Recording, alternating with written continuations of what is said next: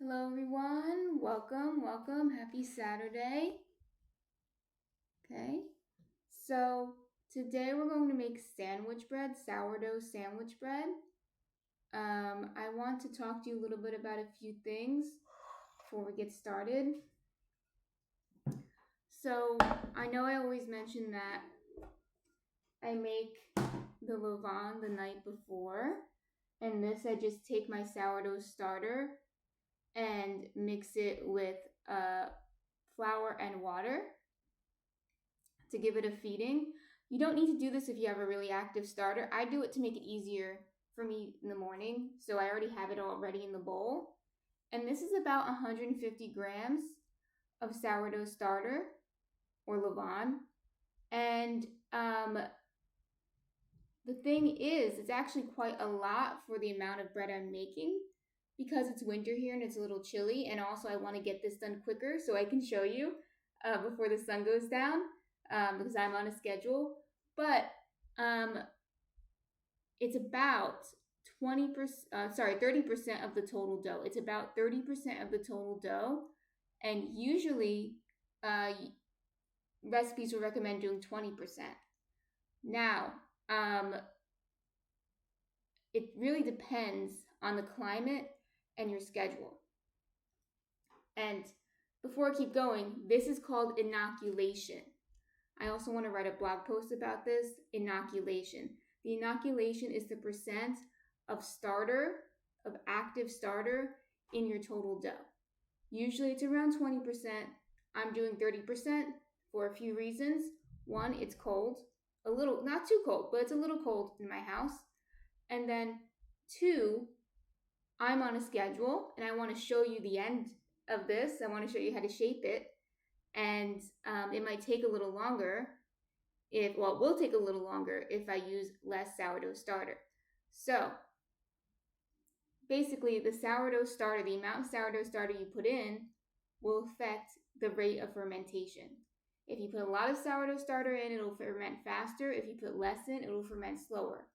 You'll see even some recipes online that'll say something like maybe 10% inoculation or 5% inoculation. That's really low. And they'll just let it ferment for 24 hours at room temperature or something like that. A really slow bread, or maybe even 2 days. I've seen things like that. I've never tried it myself, but I have seen things like that. Now, another thing that's going to affect the rate of fermentation is, like I mentioned before, the temperature. So if it's cold, the fermentation will be slower. If it's warm, the fermentation will be faster. That's why in the winter, you usually want to have a higher inoculation, and in the summer, you might want to have a lower inoculation, depending on the room temperature of your house. Of course, if you have central air and your house is cold in the summer, maybe that's not important. But if your house is warmer in the summer, which a lot of people's houses are, then you might want to lower inoculation because your dough might ferment too quickly and then you'll over ferment and then you'll end up with a sticky mess, and we don't want a sticky mess. But right now, this is good. So I just wanted to mention I have 150 grams in here. That's 30% inoculation. That is a little high. You might want to start with 20% inoculation, but since I know how fast this will ferment for me, this is okay. And you can see too, I don't know how good the camera is if you can see how bubbly it is, but it's all nice and bubbly. That means the sourdough starter is very active. It's like popping out right now. Okay, so what we're going to do today is I want to do one multigrain loaf and 2 rye loaves. Now, the rye loaves, I want to do a little bit of an experiment. Usually my rye loaves, I use 20% whole grain rye flour. I want to try one with 30% whole grain rye flour and see how it comes out. And I'll show you the results tomorrow when I bake. I'll take pictures and show you. But I do have one over here with 20% rye flour to show that's already made that I made yesterday to show you how it came out. And I also have a multigrain over here to show you how it came out when we're waiting for this to rest in between our stretch and folds. I'll show you. Okay, so let's start. So we have our sourdough starter, and I'm going to put in water. We're going to do 70% hydration.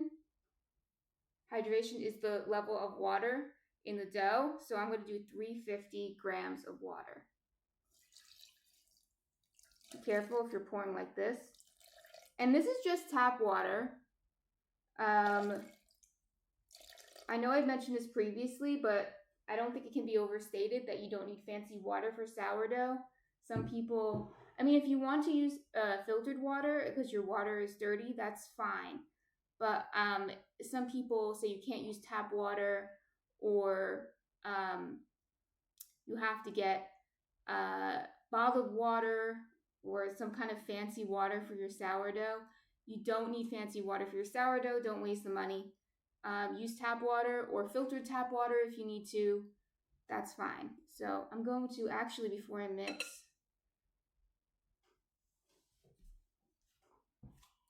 I'm going to add 7 grams of salt. I also don't think it can be stressed enough that while I'm using sea salt, you can use any salt. As long as you're measuring it out by grams, it's fine.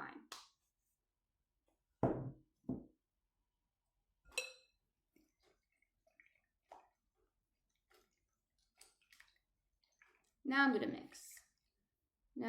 to mix.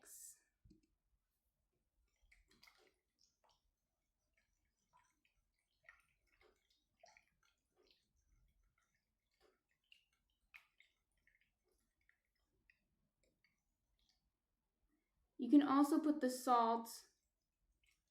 See, I added the salt along with my sourdough starter. That won't kill the sourdough. It's not enough salt to kill the sourdough starter. So you're going to be fine. You can add it right to the sourdough. Now I'm going to start with the flours. Let's make this one the multigrain. So I'll show you what I'm going to add for the multigrain. So we're going to add, this is a simplified version of the multigrain that I used to make for the farmer's market, which was fairly popular. So you're getting a little tidbit there, a little bonus. I used to make this for the farmer's market, and if I go back to the farmer's market, I'll make it again. But this is like a simplified version of that. And I'm going to add 5 different grains. So let's start. Here I have buckwheat. So I'm going to add 20 grams of buckwheat. Buckwheat's one of my favorite grains.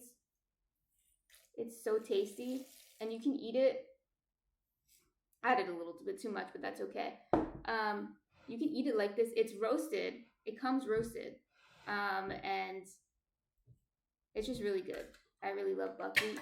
I might use it too much in my gluten-free baking. I use it a lot. Okay, so that's 20 grams of buckwheat. Now I have oats, so we want 20 grams of oats. There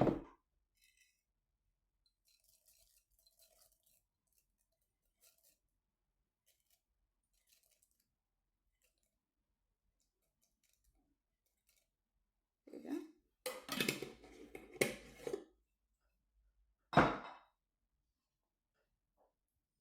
I have millet here. It's almost empty, but I have another bag in case. But we need 20 grams of millet.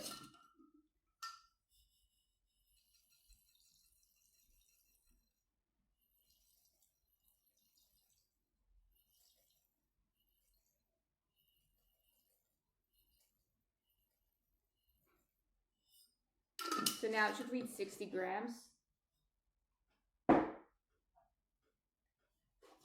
Now this is cornmeal, yellow cornmeal. So you want 60 grams of yellow cornmeal.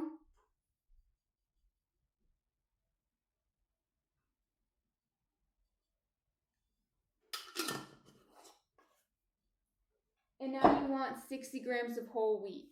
You can use regular whole wheat. I know I love the white whole wheat for the color. It's just the same. White whole wheat is just whole wheat with a lighter color. But it still has the same nutrient profile. It still has a lot of fiber in it and stuff like that. This is just regular whole wheat. I just use regular whole wheat for this because actually I think my multigrain should have a little bit of a color to it. It shouldn't be white. So I'm going to add 20 grams of whole wheat. So now it should read 100 grams when you're done. That's good. Now, anybody who's here who might have seen people make similar sourdough breads with a lot of grains in it might see people soak the grains beforehand. You don't need to do that. The reason they do that, the reason why people might soak the grains beforehand is because the grains absorb the water that's in the dough. So you have 70% hydration, and people are like, oh, I want to make sure the hydration is exact, so I soak the grains beforehand to make sure that it stays 70% hydration. But the way we're making it now is the grains are actually being added as part of the dry ingredients, so the hydration level is going to be okay. The hydration level is going to be fine. So you'll see what I mean in 2 seconds when I add the bread flour. Right now we have 100 grams of the multi-grain mix that I made, which, by the way, I've tried it with different mixes. It's my favorite.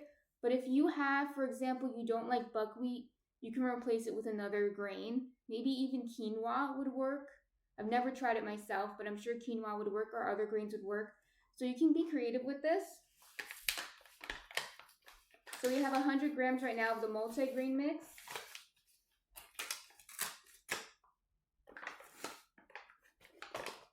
Now I need 400 grams of bread flour. So it's going to be 500 grams total. So I'm just going to pour it in to get 500 total. 400 grams bread flour, 500 grams total.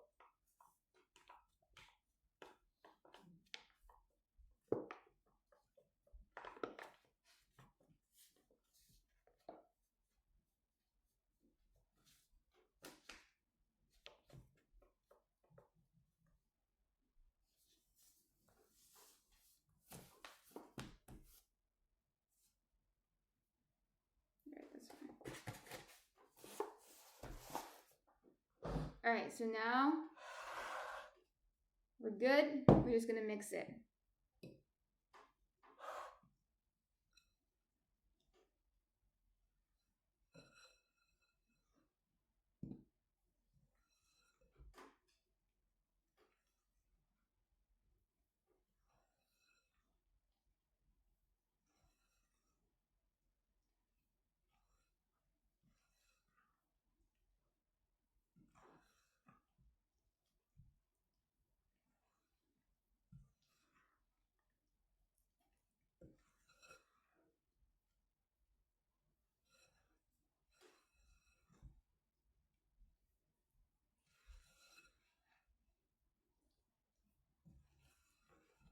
So I leave some of the grains whole in here. You've noticed that. The oats are whole.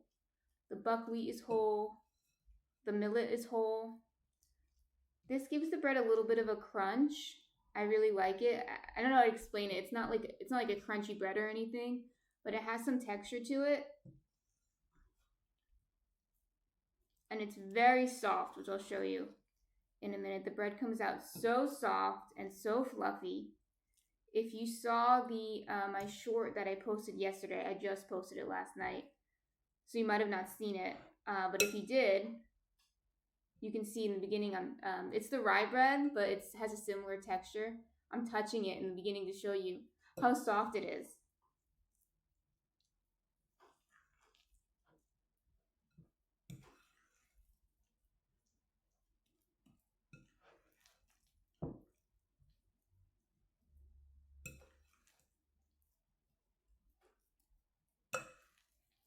So keep going. You want it to turn into kind of a loose ball. I also want to make a post about gluten development. With a 70% hydration bread like this, you're going to be very, I was going to say loose, but that's not the right word, but you're not going to handle it that much. You're not really going to need it. Like, for example, last week we made a bagel, which was actually 50% hydration. I think I said it was 60%, but it was actually 50% hydration. And the hydration was so low that you did need to knead it. But when the hydration is this high, Thank you, Climbing That Mountain, for following. If you want to introduce yourself in the chat, tell me what you know about baking, tell me what you're interested in learning, tell me what you want to see. Maybe give me suggestions of what you want to see me bake. Go for it. I love suggestions. If you want to lurk, that's also okay. I'm a lurker myself. Okay, so yes, so the hydration level, because it's such a high hydration, you don't really need to touch it that much. Or we're going to do stretch and folds later, and that'll help build the gluten. But the higher the hydration, the more the gluten kind of just forms by itself.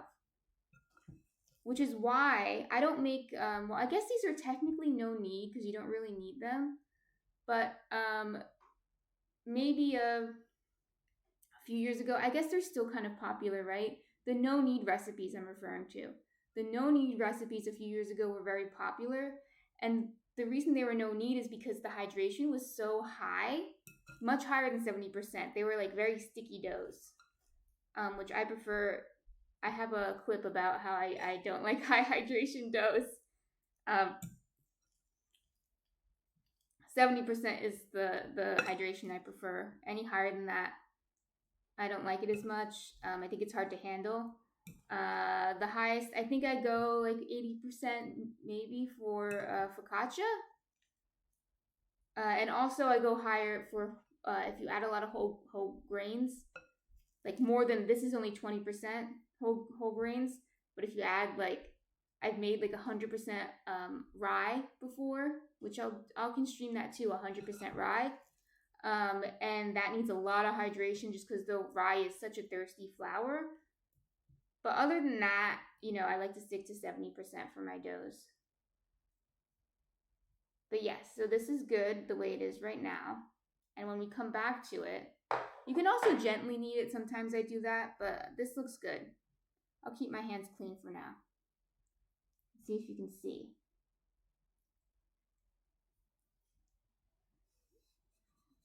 Climbing That Mountain says, I missed the whole baking thing during the lockdown and want to learn how to bake bread at home. When I saw your channel, I had to follow. Oh, thank you, Climbing That Mountain. I'm glad you found my channel. Yeah, so I've always loved baking, but I didn't start baking sourdough until after the lockdown. So I'm kind of on your boat a little bit. But sourdough is good because the taste is better. It lasts longer. And you don't have to worry about running out of wheat packets. You do not have to worry about running out of, yeast packets. Yeast packets. Okay. So we have again 150 grams of sourdough starter that I mixed last night. I had 50 grams of my sourdough starter plus 50 grams of bread flour plus 50 grams of water. And then now it's all nice and bubbly. And if you missed it before, I was talking a little bit about the inoculation. The amount of sourdough starter is going to predict how quickly the bread rises. And also the temperature will predict how quickly the bread rises. So if it's cold in your house, you might want to add more sourdough starter. Or if you're on a time crunch, 150 is actually 30%. For this recipe, it's going to be 30% inoculation, which is a little high. But that's because it's cold in my house. And I also want to finish this so I can show you it. I can show you the end where I'm shaping it. So I have water here. So I'm going to add to this sourdough starter, I'm going to add 350 grams of water.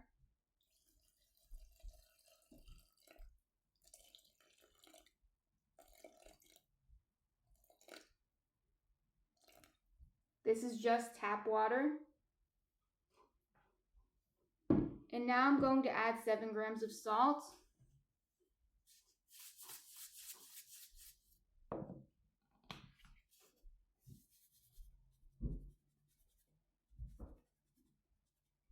As I said before, but it can't be overstated, you can add salt right into the sourdough starter. It's not enough salt to kill it.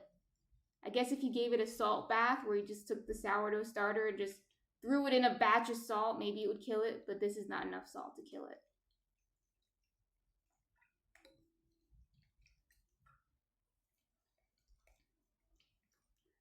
So this one I'll make 20% rye. So that'll be 100 grams of rye and then 400 grams of bread flour, which is what I usually do. But I'm going to make another one. I have a third bowl right here of 30% rye and see how that comes out. Move this. Alright, here's my rye bucket.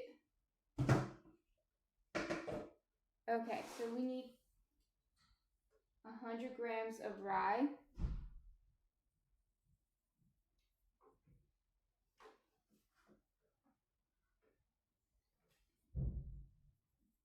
Rye is going to change the texture of the dough. You'll see it. It becomes a bit more tacky, almost like Play-Doh or something, and it doesn't have as much stretch. This is only 20% rye, but even with 20% rye, you'll notice the difference. Okay, so that's 100 grams of rye, and then I'm going to do 400 grams of bread flour, so it's 500 grams in total.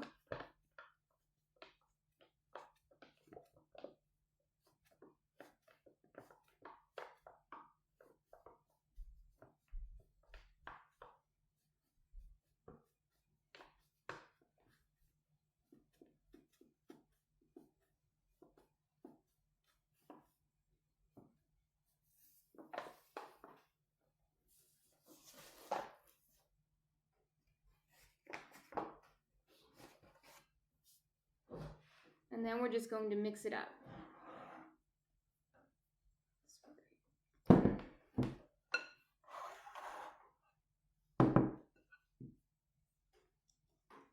Climbing that mountain, or anyone else who's in the chat. You said you wanted to get into baking. Have you baked before in the past? Or like, it doesn't have to be sourdough, like cookies or something like that, muffins? Or have you just never really been into baking but are now interested? When I was a kid, I used to like baking things like a kid, like teenager, muffins and brownies, stuff like that. The easy stuff, I guess. Although I think sourdough is easy, but I guess it takes a learning curve, and also you need to have a sourdough starter. Which, by the way, on my blog, which is on jerseygirlbreadshop.com, I do have a post on how to make your own sourdough starter. And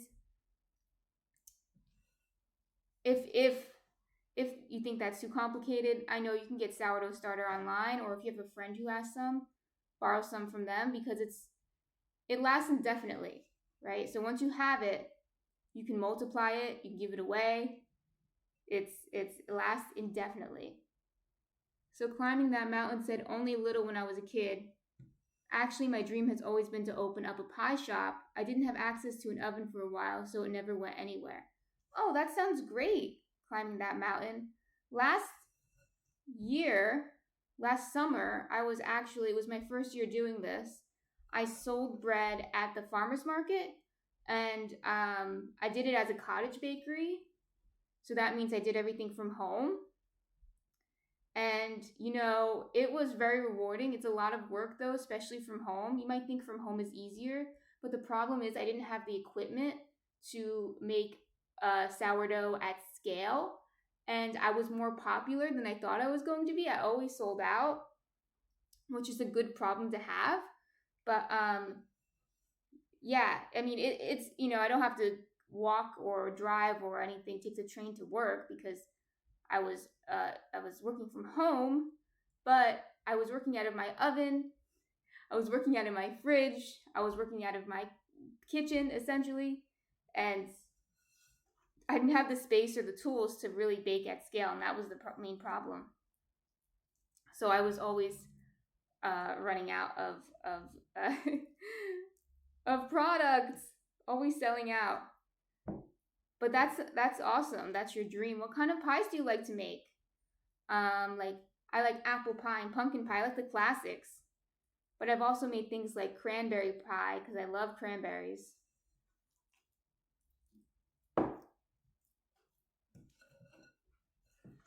Do you like the classics, or have you made any other kind of pie, any interesting kind of pie?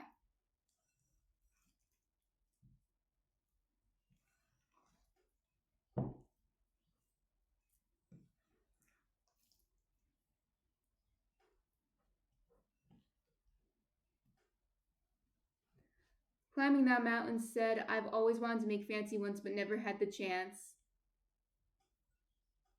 Yeah, you should try, making your own, pie recipes and stuff to make yourself stand out when you open up your pie shop. Of course, have the classic, have like cherry pies and pumpkin pies, but if you have something different, this is what this looks like now. You'll see, right now you can't really tell, but the rye is going to change the texture.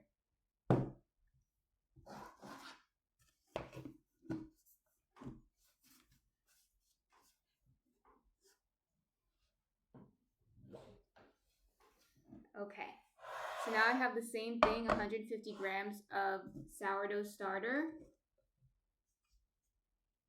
But this time I'm going to put a little bit more rye in it. I'm going to put 150 grams of rye and then 350 grams of bread flour. I'm going to see, this is actually how I usually make my rye loaves, but not always how I make my rye sandwich bread, and I want to see how it comes out as a sandwich bread. So let's get the water. So 350 grams of water.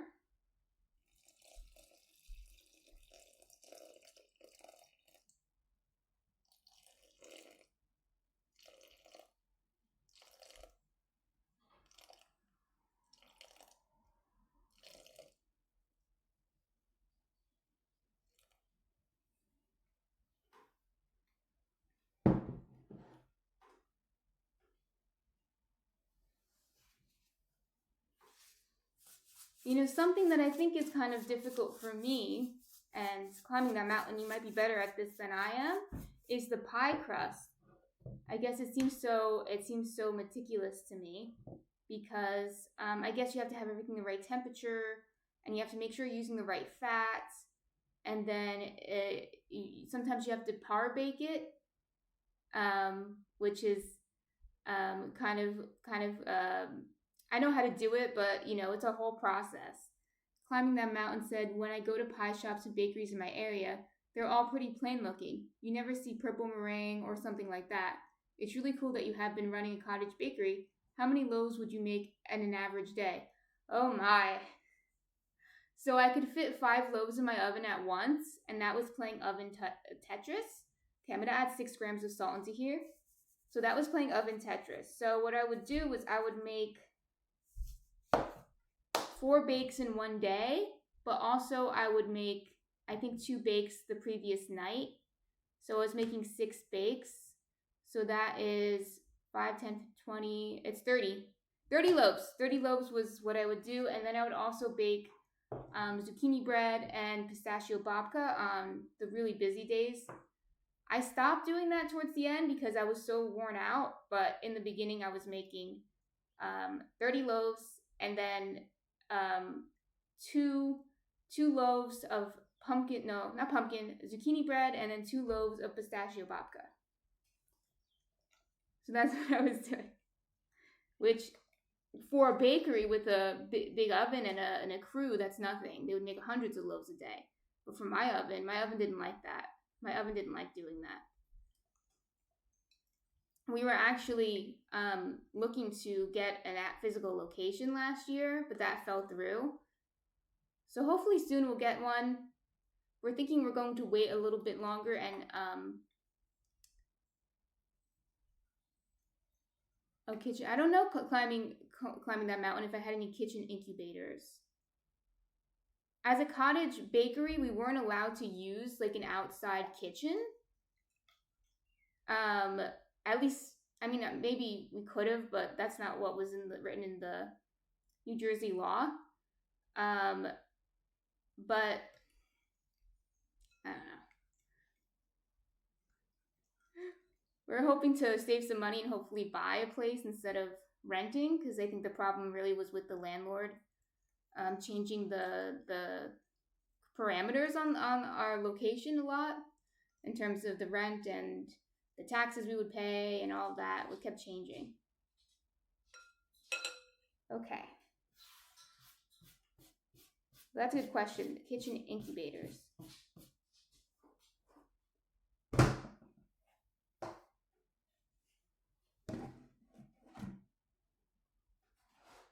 So we're going to put 150 grams of this in.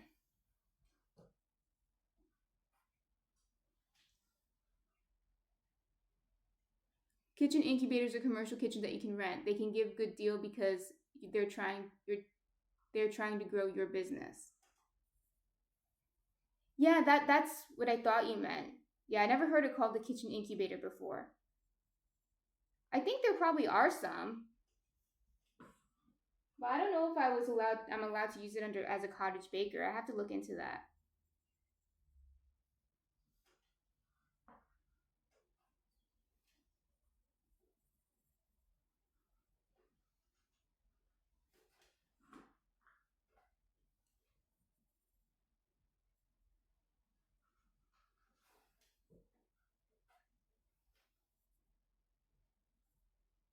Okay, this is around 150 grams of the rye, and then I'm going to add 350 of the bread flour.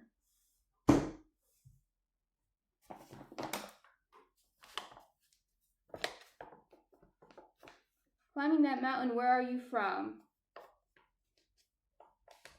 The laws in New Jersey are a little strict on cottage bakers because we just actually received climbing the mountain said Massachusetts. We just actually received the right to be cottage bakers. We in New Jersey, it used to be illegal to do like cottage industry like that, food cottage industry. So the laws are still a little strict on that. They might change it. I don't know. But climbing that mountain, I used to live in Massachusetts, but it was for school. I was in Boston. I was in East Boston for a few years.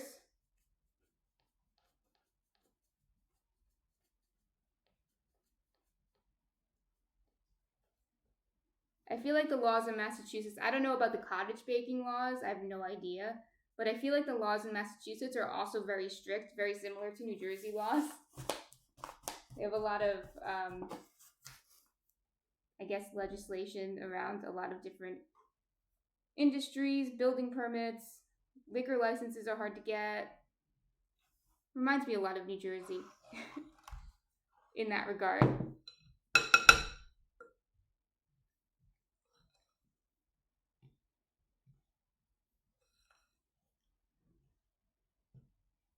So again, I'm just going to mix. Climbing that mountain says, East Boston can be a tough neighborhood, but they've got great food there. I live in the South Shore, Quincy area. Oh yes, I know where Quincy is. I have friends in Quincy. Quincy's nice. I like Quincy. And you can take if I remember, you could take the red line down there. So it's really not that far from Boston. By the time I was in East Boston, it wasn't really that rough. I don't know what's going on now, honestly. I haven't been there in years. But by the time I was there, it really wasn't very rough. A lot of the people who lived there were students. Unfortunately for the locals, I know. So some of them don't like that. But actually, so something about Boston that's really interesting to me, it's similar to like what's going on in New York and has been going on in New York. Many people who live in New York, I don't know about most people, I don't have the statistics, but people who live in New York aren't really New Yorkers. Most of them are students or yuppies, which is young urban professionals for anyone watching who isn't from the US or isn't familiar with that slang. Young urban professionals, who moved from out of state. And I think it's similar in the the city limits of Boston. A lot of people who live there are not Bostonians. They're students or young workers who are just there temporarily and will eventually leave. But in Quincy, I met a lot of Bostonians in Quincy.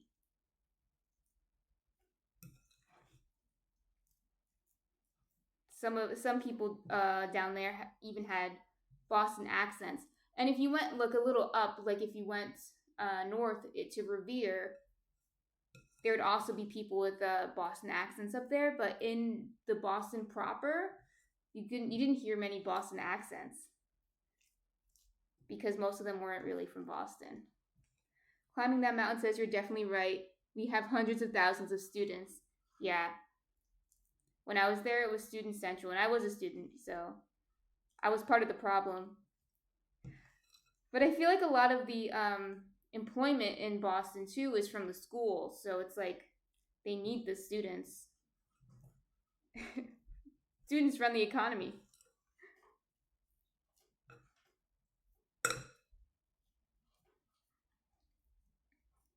But it's a nice, when I was younger, I don't think I appreciated it that much. I think compared to New York City, I thought it was boring, which it is. I guess compared to New York City, it is boring. But now as an adult, as an older adult, I appreciate it more. I think it's a nice city.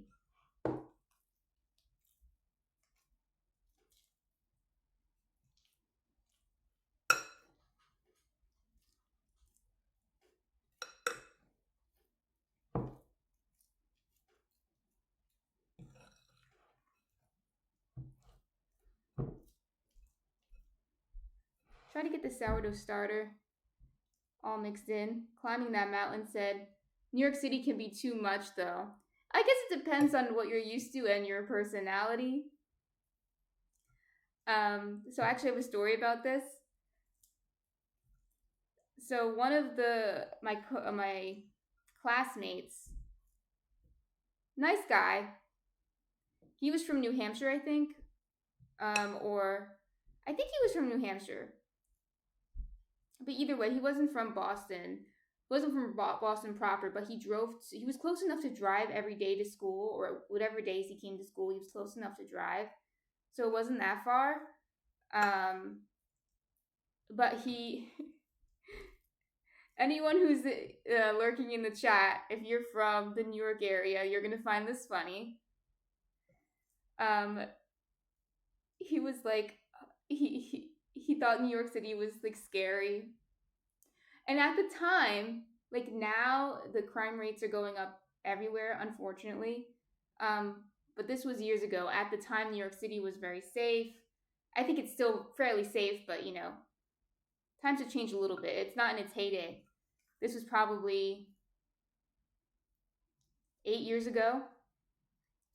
And he was like, in New York City, they sell purses on the street.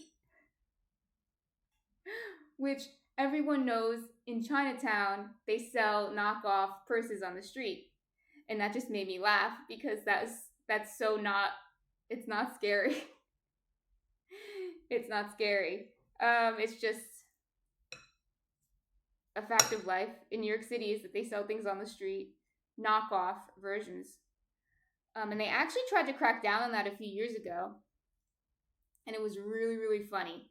So they tried to crack down on them selling knockoff goods on the streets. But, I mean, it worked temporarily, but not really. So let me explain what I mean by not really. So instead of selling the purses on the street, so when they sell the purses on the street, they literally lay them down on the sidewalk. They lay down a bunch of purses and knockoff goods on the sidewalk. Now what they did, they didn't have the purses on the sidewalk, but they were giving out brochures. So I went to New York City just by chance the week after that law took effect, and we were in Chinatown, and they were handing out brochures of these knockoff purses, and people were looking at them. So, and now I think they're back to just laying them out on the street, honestly. But that was really funny. Didn't work. But yeah, I think New York City can be a lot, but it depends on, I guess, your personality and what you're used to. I'm kind of used to it. So to me, every other city feels like not enough. Whenever I go to another city, I realize that New York City is really, it's really different than any other city in the world. for good, for better or for worse. Climbing that mountain says that's funny. They used to do that here, but they got rid of street markets. Now we have tent cities. Poor trade-off. Yeah, so I heard about that. I heard about the tent cities up there. I mean, there's no tent cities that I know of in New York City that I've seen. I know they had a temporary problem with the immigrant, like they had a line of immigrants just on the street. It was actually by where my husband worked, and that's why I know about that. But that I know of, there's not like a proper tent city. And I've seen proper tent cities because last year, 2 years ago, probably worse now. I think it was almost 2 years ago now. My husband and I took a nice West Coast trip. He's from the West Coast. He's from Los Angeles. So we went from LA all the way to Seattle, and we took stops in between. And, you know, we saw very nice cities, but unfortunately, it was, a lot of them were overtaken by homelessness. And you have to see it to believe it. It's one of those things. You have to see it to believe it. And apparently you've seen it in Boston, although I don't think it's as bad as the West Coast. I think West Coast is the worst right now. But yeah, I heard they were having tent city problems in Boston too. That's not good. That's not good.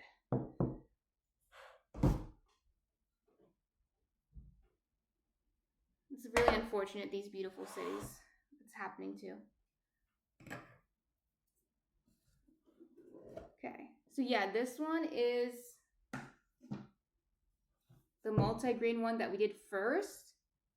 We started around 8, so assuming that I finished this around 8:15, it's been over a half hour, or about a half hour.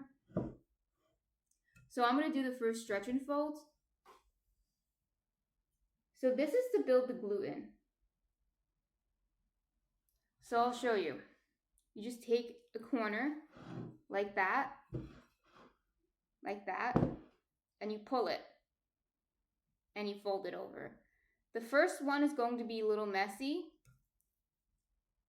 but you can see the gluten is already forming. So the gluten is the strength in the dough.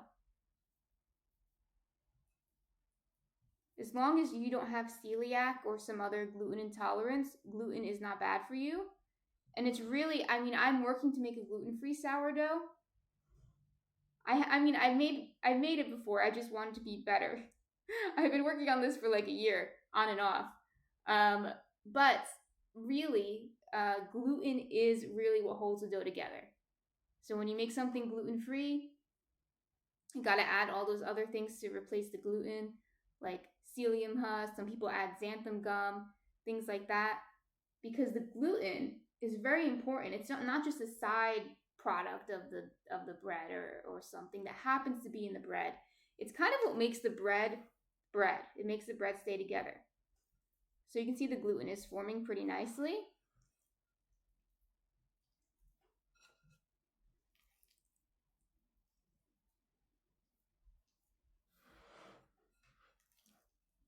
And then when you're done with your first stretch and folds, you're going to let the dough sit for another half hour. So now I can feel it getting tight. The dough's getting tight again. You can't stretch as much. So I'm going to let it rest now for another half hour.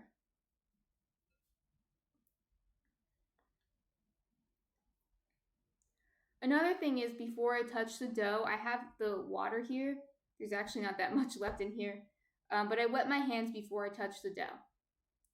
And preferably, you don't want to do this in your kitchen and wash your hands in between. I might just do this. These doughs are all for me, by the way. Me and my husband, not just for me. Me, my husband, and my family.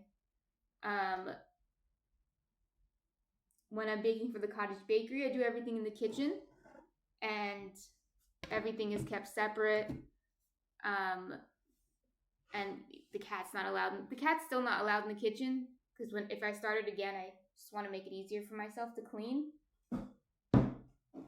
So everything is kept separate. But for me, it's okay. I'll live. Okay. Let's see how this one's doing. This one, oh, did I mix them up?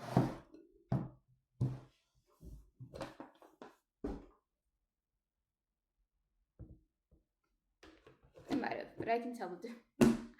I'll tell the difference once I touch it. Let's see. Now look at the rye.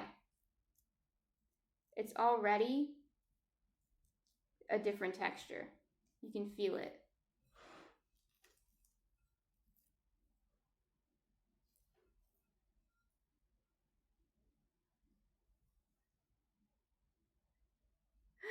Climbing that mountain says, my cats would never submit to that type of restriction. They're the bosses. I call them my executive committee.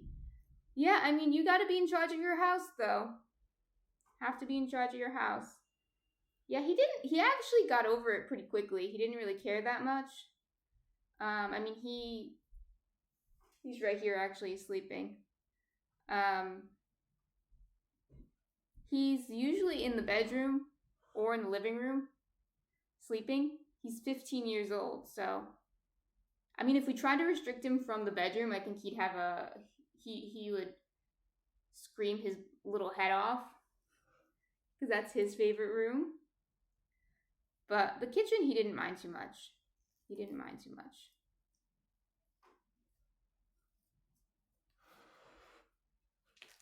The rye, see, is like sticky. It's like tacky. That's from the rye flour, and that's okay.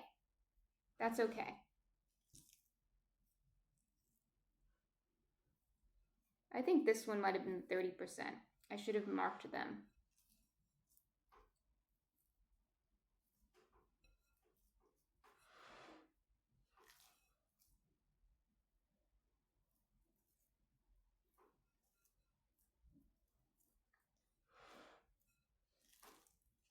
Okay. Now I'll let this wait another 30 minutes. It's like 8:45, so at 9:15 we'll give this another fold. Wina, I can't read that whole thing. I'm assuming your name is Wina, but if it's something different, please let me know what you'd like to be called.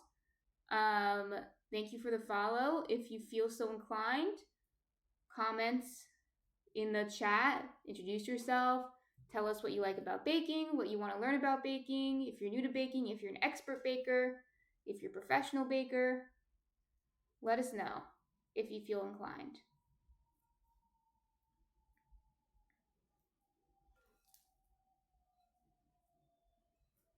So yeah, we'll let this rest for another half hour. I'm just picking out. Some of the sourdough needs to get mixed in more, which is my fault. I should have mixed it in a little earlier, better. Yeah, I'm pretty sure this is the 30% rye, just from the texture. But you should keep them separate so you don't mix them up. I'm ruining my experiment by mixing them up. All right, let's see what this one feels like. And then I'll know for sure.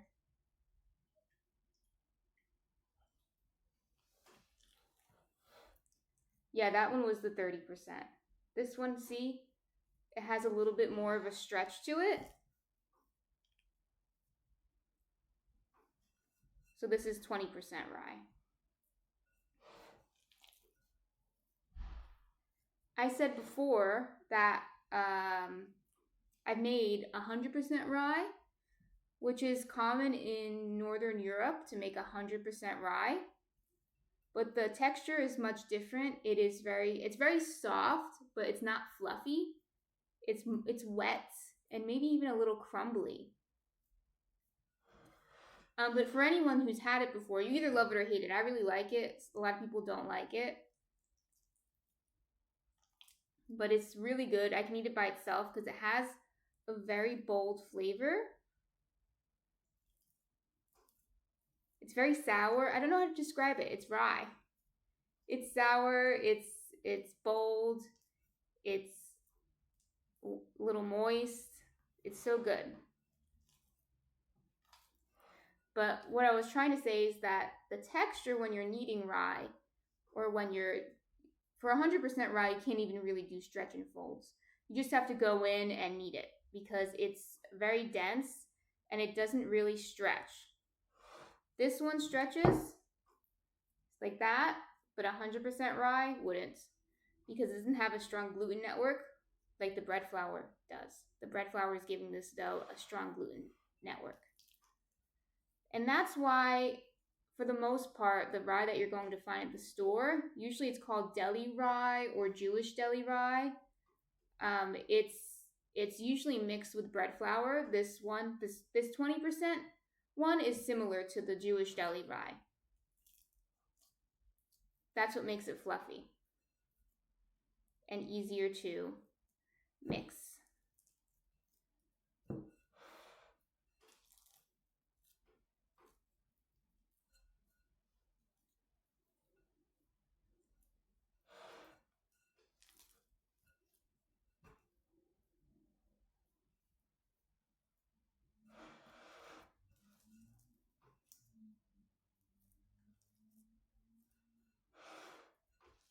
All right. This one was also a little bit undermixed, so I'm just trying to get all the dough mixed. Ifarita, thank you for following, Ifarita. If you feel so inclined, introduce yourself in the chat. Let us know what you like about baking, what you want to learn about baking, what you already know about baking. If you want to tell us where you're from, you can introduce yourself.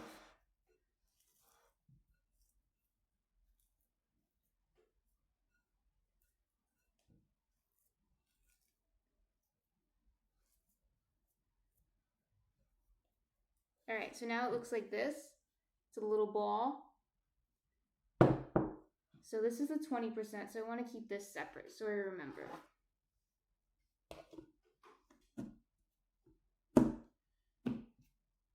Okay. So now my hands are officially all sticky. I'm going to wash my hands. And then when I come back, I'm going to show you the bread that I made yesterday. And that way you can see what it's going to look like. So I'll be right back.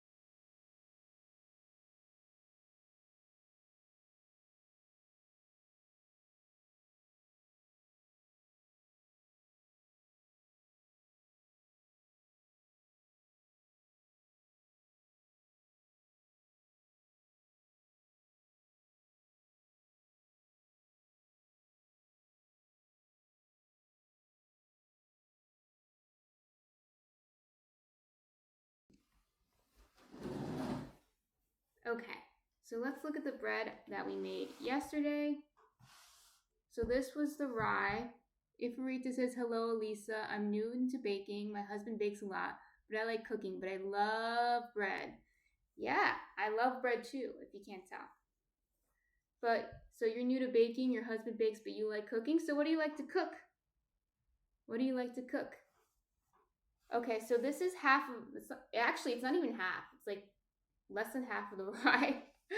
we ate a lot of it yesterday and this morning. So you can see it's still pretty soft. It's starting to go a little stale, but it's only the end piece. It's only the butt is a little stale. So I'll show you tomorrow when I take pictures of the ones we're making to show you those came out. But it's nice. It's a beautiful sandwich loaf. It makes great sandwiches. What's good about making these, is that you actually don't need a Dutch oven or anything like that. You just need a loaf pan, and most people have a loaf pan at home, so that makes it easier. I do use a loaf pan with a lid, but even then you don't necessarily need it. If Rita says mostly classic German meals. Oh, are you German? It's pretty cool. I don't think I've had classic German meals before that I know of. There's probably some things in America that we eat that are German though. So then this is the rye. And this was a 20% rye. So we'll see how the 30% one comes out.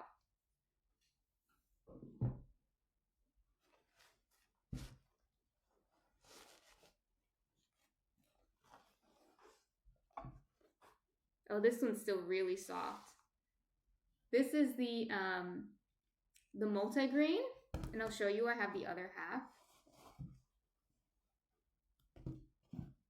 It was like this before I cut it. I cut it to take a picture, so it was like this. And it's still super, super soft. Super, super, super soft. It's one of my favorite breads is this multigrain. And you can see the little grains in it. So when you bite into it, you have all those little grains there. I want to get it a little bit browner today or tomorrow when I bake. So I'll show you the result of that. The good thing about sourdough is it lasts a long time. So I baked this yesterday, and really I cut into it to take a picture, but really you don't want to cut into it until you're ready to eat it. Because I've had breads that I don't cut into, especially the rye. If I don't cut into a loaf of rye, it'll last me over a week, right? So like say for example, I'm not going to eat it right away. I have other bread to eat and I leave it out for like 7 days. And then I'm like, oh yeah, I have to eat this rye. And I cut into it and then it's fine. Especially in the winter when it's a little cooler and not as humid. I've never had a problem. So that's such a great thing about sourdough. And it's because of the higher acidity in sourdough. Sourdough is just naturally a high acid bread. Because it's sourdough, right? It's sour. And it's sour from the acidic acid that is produced by the bacteria in the sourdough starter. So because of that sourness, it lasts a little bit longer. It's naturally more mold resistant. So it's really great. If you know, yeast bread is good, of course. I love bread made with packet yeast. It's still good. But sourdough is just extra special. Extra, extra special. Let me put this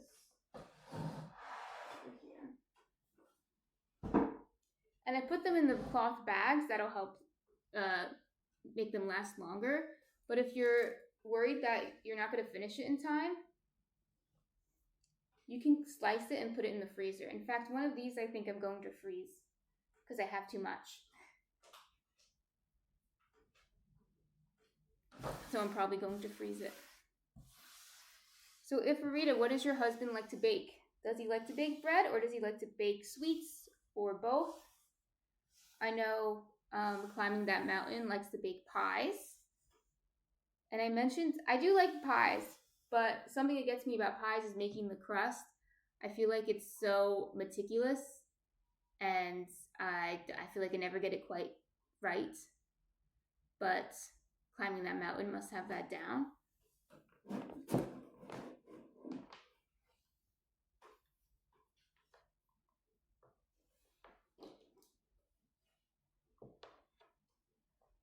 If Rita says bread, cakes, biscuits, etc. So a little bit of everything.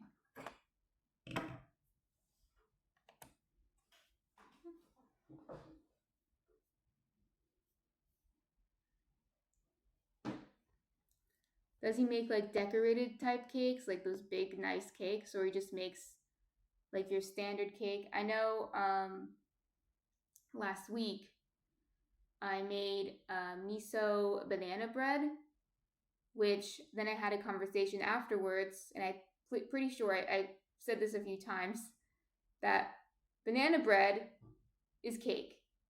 It's not like a fancy cake, right? It's not like the kind of cake I'd have at my birthday party, although I would enjoy it at my birthday party, probably better than those big icing cakes. But it is a cake. right? It has a lot of fat and sugar in it, and it's delicious, but it's not quite really a bread like the breads we're making here. So I like to make cakes like that are pumpkin bread, banana bread, zucchini bread, babkas, which are in between bread and cake. Um, but I don't make the layered cakes with the icing. Ifarita says, my favorite is his bread made of spelt flour with pumpkin or sunflower seeds. Oh, yes. Spelt flour is really, really good. I actually have some spelt flour. Next week, I was going to stream making a spelt flour flatbread. Spelt flour is actually very similar to the flour we use today. It's an ancient grain, right? One of those ancient grains. I don't know. Maybe it's popular in Germany. In the U.S., it's not that popular, but you can find it, and it's very similar to the flour that we use today. It doesn't have as strong of a gluten network, but it actually ends up being good for the flatbread. Okay. It actually is good for the flatbread because it is very elastic, so it stretches out really easily. And so I really like using it for flatbread. And then Mr. Splash YT, welcome to the chat, Mr. Splash YT. Fun fact, Splatoon has its own official manga. This has happened in previous chats before, previous streams. I'm not sure what you're talking about. So, what is Splatoon? And so it has its own manga. Okay, I don't really read manga, so I don't know much about that. But I don't know what Splatoon is. But welcome to the chat, Mr. Slash YT. You can introduce yourself, let us know what you like about baking, etc. What you want to learn about baking.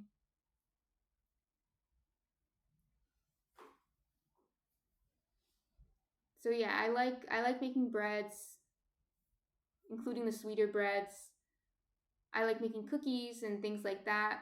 But I think when it comes to the very meticulous things, like I'm very impressed that climbing that mountain makes pies, because I feel like pies are one of those. The filling is easy to make, I think, for the most part. Relatively easy to make the filling. But depending on the pie, I guess different pies have different fillings that might be more tricky. But say, for example, a fruit pie, it's very easy to mix the fruit together with the starch to thicken it if you need to, with the sugar and whatever else you need to put. It's fairly easy. But I still think the crust is a little meticulous. But I've made, you can make a cookie crust too, which is a little easier than like an actual pie crust. And I have made vegan cheesecake before, which is delicious, and I might have to make it again.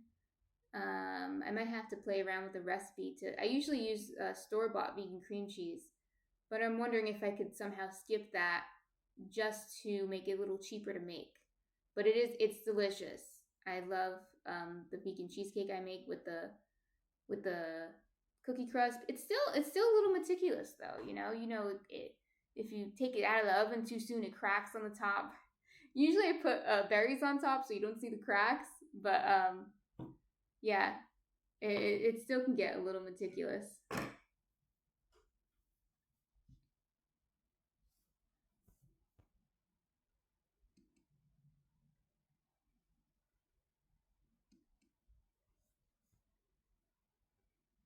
Yeah, I'm still not sure what Splatoon is. Splatoon. Yeah. So is there anything else? I know we were talking about before, like interesting pie flavors. Maybe we can talk a little bit about that.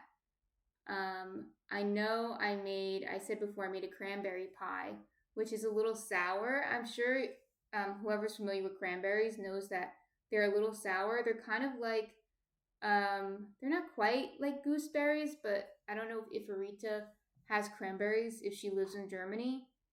But I'm sure you have other sour berries that are similar. So you have to add sugar to it, a good amount, to take away the sourness. But I really love cranberries. I love the sourness of cranberries. In fact, I make like a few things with cranberries, like cranberry bread with whole cranberries in it. That one's a little sour. I won't, now just talking about it makes me want to make it. But I've also done pretty cool things, like I made a beet sourdough that has the purple swirl in it, and a purple sweet potato sourdough, which also has a purple swirl. I wonder if you can make, I'm sure you could, instead of doing a sweet potato pie, you can do a purple sweet potato pie. And that would be kind of interesting. Lingonberries, yeah, climbing that mountain is lingonberries. I think those are Swedish cranberries. I was trying to think of the name. Lingonberries were, or are, a berry that's very sour. I've never had it before, but I think it's similar to cranberries. Ifarita says in Germany we're not really into pies, but yeah, we have cranberries. Oh, you have cranberries there. Okay. I didn't know that. Cranberries are actually, fun fact, the more you know, cranberries are native to America. In fact, where climbing that mountain is from and where I'm from, they grow a lot of cranberries. They grow a lot of cranberries in Massachusetts, and they grow a lot of cranberries in New Jersey. And they are native to the East Coast where we are. So that's why I didn't know they had them in Germany. I didn't realize they exported them, or maybe they just, started growing them around around the world. But yeah, that's interesting. So, but in America, they're very sour. So we make things called cranberry sauce, which I think in Europe, maybe in Sweden and other places, they make something similar with lingonberries, I think, because they're so sour, and they add a lot of sugar to the cranberry sauce. So it's not really fruit anymore. It's more like we eat it with our Thanksgiving dinner, but it's very sweet. Very sweet. But yeah, cranberry pie. I was thinking of the purple sweet potato pie. There's probably so many other things you could do with a pie. I've seen people make, which I guess this isn't that unique, but I've seen people make like appleberry pie. So it's not just an apple pie, there's berries in it, and it makes it like a pretty cool color. Depending on what berries you use, it could be like it makes it like have like bright red or bright like bluish purple if they're blueberries in it. So that's a little different than your standard apple pie.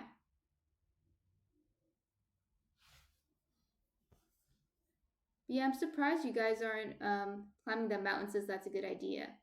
I'm surprised if we to that. I guess I don't know that much about German culture and German cuisine. I'm surprised they aren't into pies there. I guess because maybe because they're not that healthy. Maybe you're into healthy foods, which is probably for the better. What's the fanciest bread I made climbing that mountain asked? Well, one bread that I make that's very popular is actually based on an Irish bread, barmbrack. Am I saying it right? Barmbrack, I believe, is what it is. And it's basically an Irish raisin bread, but it's not a soda bread. It is yeasted. It's made with the sourdough. And it has multiple different types of raisins in it. It has cinnamon and nutmeg in it, and also orange zest in it. And it's probably my most popular. It would sell out really quickly. You can look on my website to see pictures of it. It was also enriched with some sugar and fat in it as well. So it wasn't a lean dough. It was an enriched dough, which might be why it was so good and everyone loved it so much. But that might be up there with the fanciest bread I make. The other one might be another enriched bread, which was the pistachio babka. And a babka, I think Climbing That Mountain probably knows, and I think Ifarita probably knows as well. But if you don't know, it's basically an enriched dough, and then almost like a cinnamon bun, you would put a filling in it, then roll it up. But instead of like cutting it into buns, you cut it in half lengthwise and then just wrap it. So you kind of braid it. And you bake it like that. And it forms a bread, and it has a swirl in the middle of the filling. And most common filling in the US is either chocolate or cinnamon. And I said, who cares about chocolate or cinnamon? and I added pistachios to it instead. So it's a vodka filled with pistachios, cardamom, and saffron, and of course sugar. You need some sugar, and then yeah, it's delicious. I get so many compliments on that one. People love that one, but it's enriched dough. It's an enriched dough, so it's not a lean dough. And basically, the difference is enriched is when you add fat and sugar into the dough. You can do that in various ways. You can add butter, oil, eggs for the fat, but for the sugar, of course, you can also do that in various ways, like white sugar, brown sugar, honey, whatever. I am vegan, and everything I sell and make is plant based. So I don't use eggs or milk or butter, but I either use oil or sometimes I use almond flour, which is a fat, or another nut or seed butter. You can use vegan butter as well. Bob Boboing, or I'm just calling you Bob. Thanks for following, Bob. Let me know if you'd like to be called something else besides Bob. If you feel so inclined, introduce yourself in the chat. Let us know what you want to know about baking, what you already know about baking, whatever the case may be. Just let us know.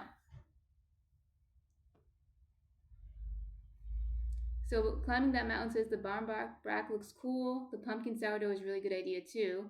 And Ifarita says, my husband urges me to do the groceries. It's late here already. Have a nice day, Elisa and chat. See you. All right, thank you, Ifarita, for coming and stopping by. Of course, do the groceries.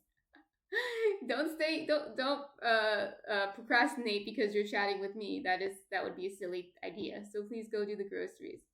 It was nice chatting with you though, Ifarita. Hopefully I'll see you soon. And yeah, the pumpkin bread was good. The pumpkin sourdough was good.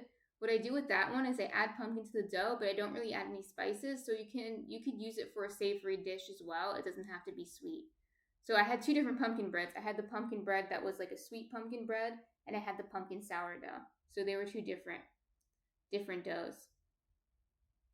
Bob Boeing says, "Hi, Bob is fine. I'll just listen to your talk. I'm from Europe." Oh, welcome, Bob from Europe. Welcome.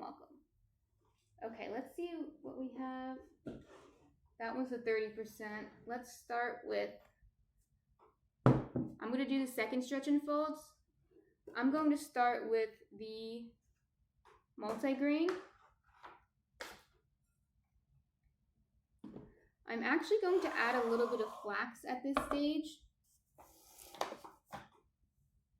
Oh, it's over here. Hold on. So this is optional, but I add a little bit of flax at this stage. I'll weigh it out. Usually I just put a little bit in, but I think it's about 10 grams of flax last time I weighed it out. Maybe more like 5. Okay, 8 grams.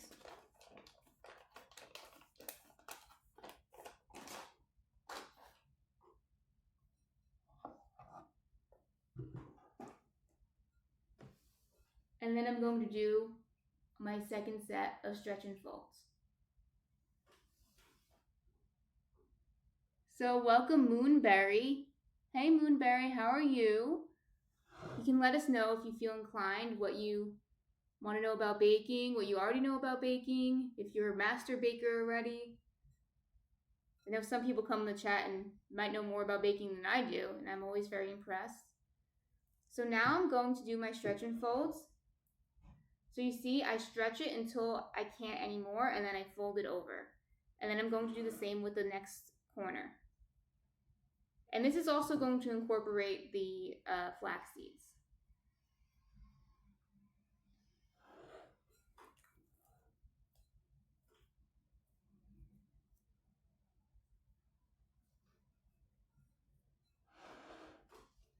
You can see the dough is getting stronger from last time.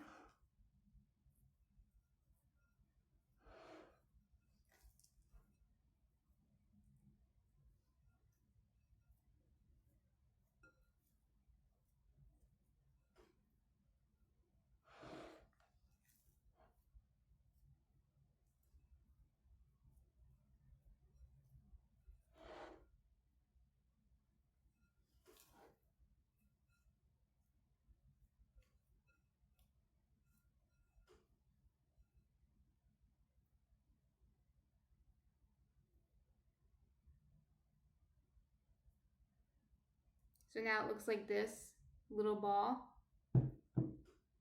Now I'm going to let it wait for another half hour. So it's 9:15. So I can let it wait until 9:45.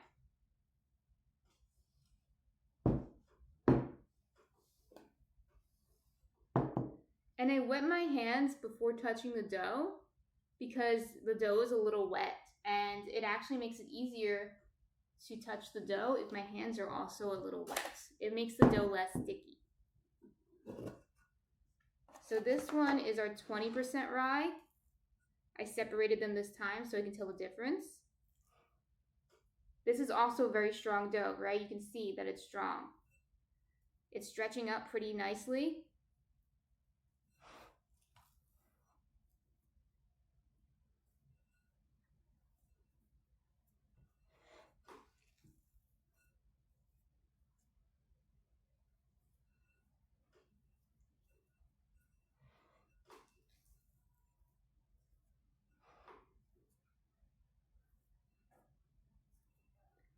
Something that I don't think I've mentioned on here yet is to check for the gluten development, you can do something called a window pane test.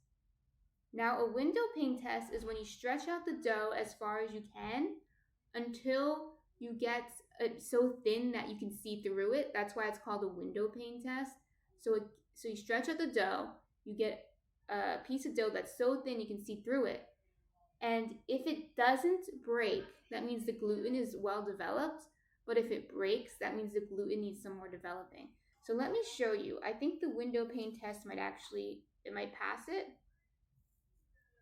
So it's thin now. You can't really see, the camera's not good enough, so you can't see how thin it is. But it's thin, and I can see through it. I can see the light on the other side of the dough, and it's not breaking. So I know that this gluten is very well developed.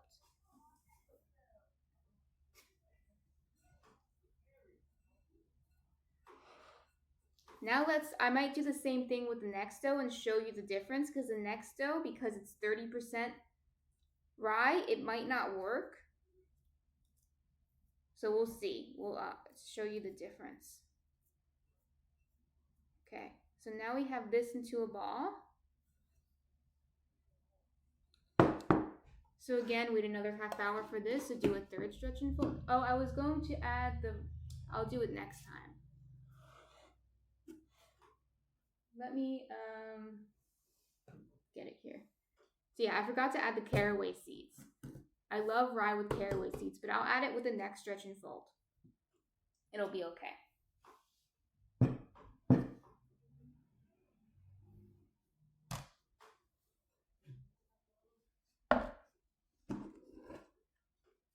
So see here, you can already tell that this is the 30%. It looks more rye, it looks more brown. 30% rye, I should say. So let me show you before I add the caraway what it might look like when I try to do a window pane test. So it's like sticky from the rye. Oh wow. It actually is passing the window pane test. Oh, well, it's ripping a little bit. You see that? That means it's almost there, but it's not quite there. So now you saw the test fail. It ripped a little bit on the edges.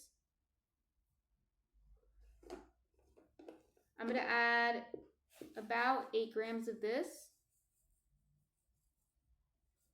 These caraway seeds are pretty strong in flavor, so I don't have to add too much.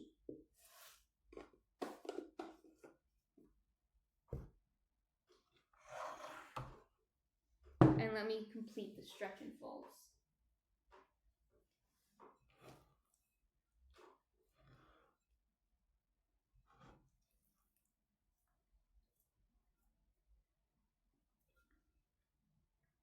Does anyone in the chat like rye bread or hate rye bread? Have a very strong...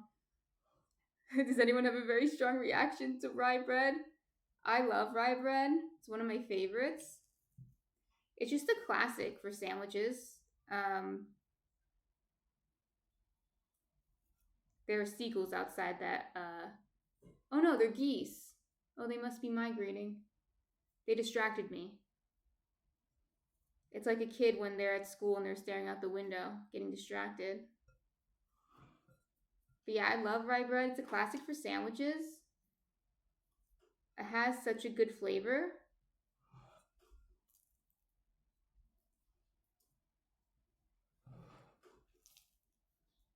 And the caraway seeds really make it.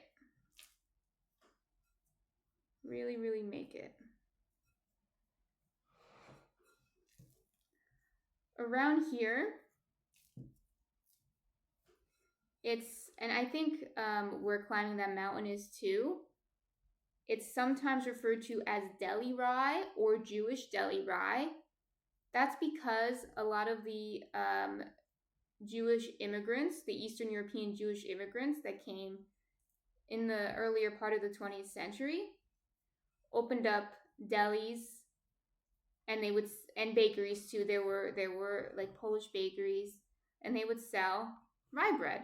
So this type of rye bread that's about 20% rye and it's very soft and fluffy, and usually has caraway seeds in it, is sometimes called deli rye or Jewish deli rye, even when it's sold at the supermarket.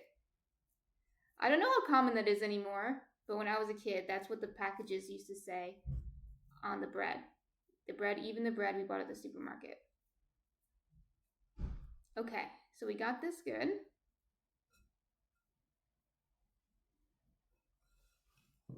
And now it looks like a ball.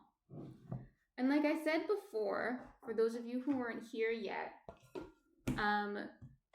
rye has less gluten and is less able to form gluten than bread flour, which I have here, which is really designed for good gluten development. So that's why rye is usually mixed with the bread flour to get a good gluten structure. This one that I just did was 30% rye, which is why the gluten is taking a little longer to develop and probably will never develop as well as the other one will, which is why I'm testing it to see how it turns out for the sandwich loaf. But you can do 100% rye, but the texture will be totally different than a deli rye or any other bread. It's going to be dense, it's going to be a little wet, and it's not going to be fluffy. It's going to be soft, but not fluffy. So, and I love that type of bread. It's definitely to each their own. Some people don't like it. It's a lot different than the bread you're probably used to eating on your sandwiches. In fact, I usually don't use it for sandwiches. I usually eat it plain or just make like maybe an open face sandwich, like a toast, but usually not two pieces of bread. They're pretty dense, so it's pretty filling too. Okay. I think I'm going to wash my hands again because the rye was a little sticky. Again, all these breads are for me. So, for me and my husband. So, it's okay. I can handle the cross-contamination. But when I'm making them for my customers, I always make it in the kitchen. And I don't touch my laptop while I'm doing it. And everything is separate. But for me, it's okay. I'll survive. Okay, but I will go wash my hands because my hands are sticky. So I'll be right back.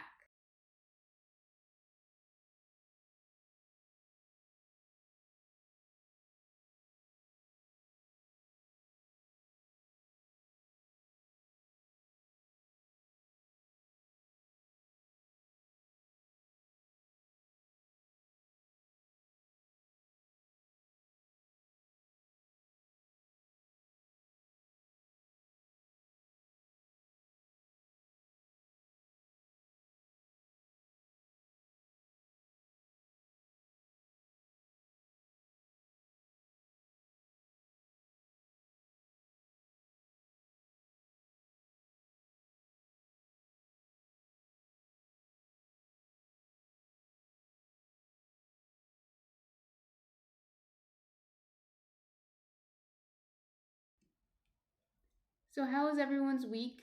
Did everyone have a productive week?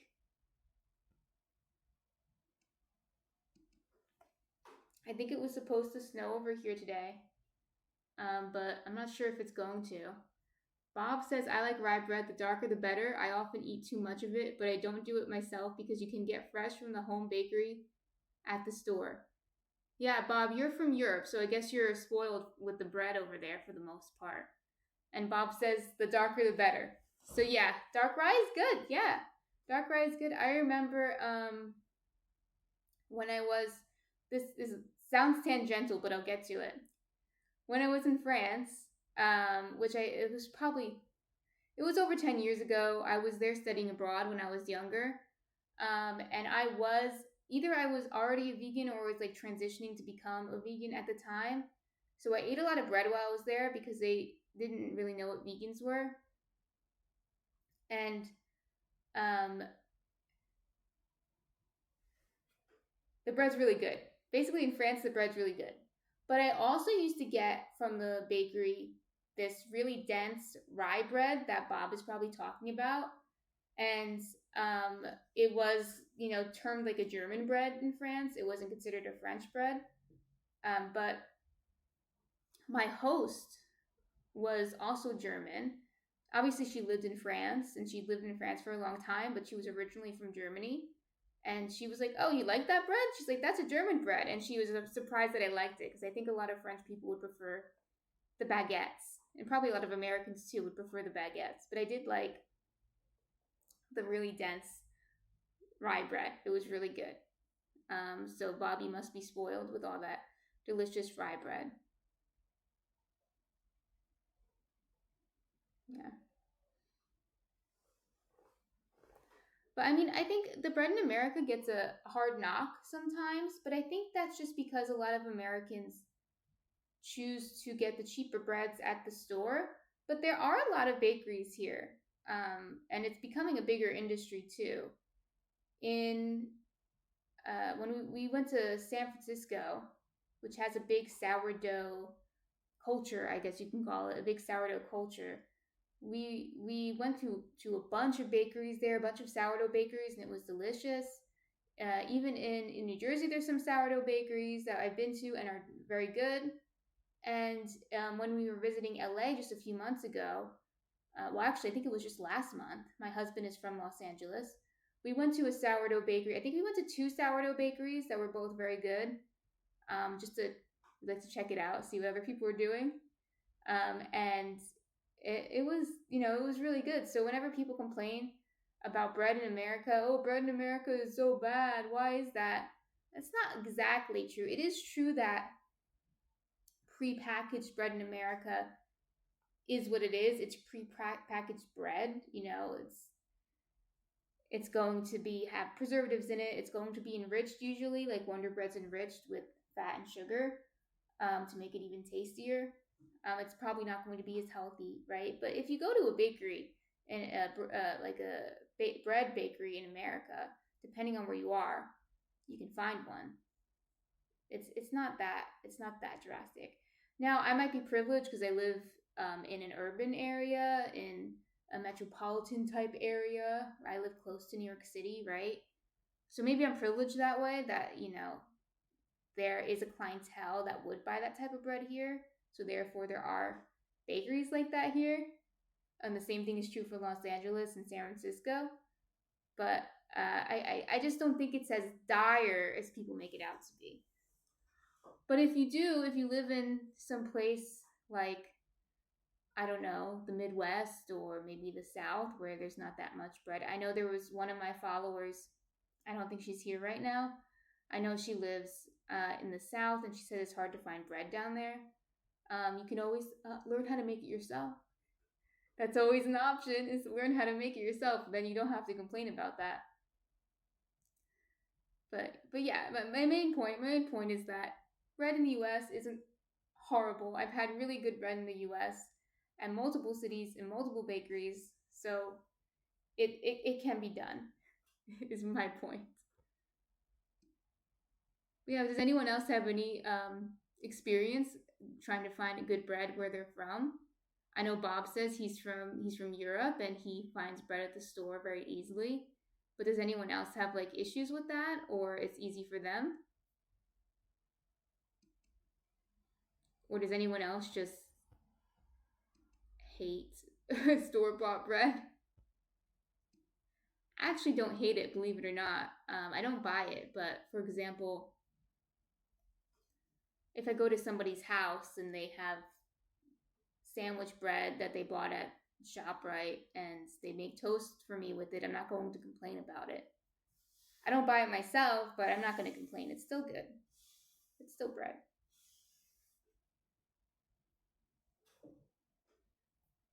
But even at the store too, like Bob was saying, even at the store here, they might not have sourdough. Although I think the shop right down the street has sourdough, and I think Costco has sourdough now too. But they usually have a bakery section at the store. It's not always baked at the store, but it usually has higher quality bread than what's in the aisles. So the bakery's on the outside of the aisles, away from the bread aisle. And it usually has like baguettes and like round loaves and like the more crispy loaves. So, and some of it comes from local bakeries in the area that do wholesale. So it's not, maybe I'm just privileged, but in my location, but I just don't think it's as dire as I've seen some people make it out to be.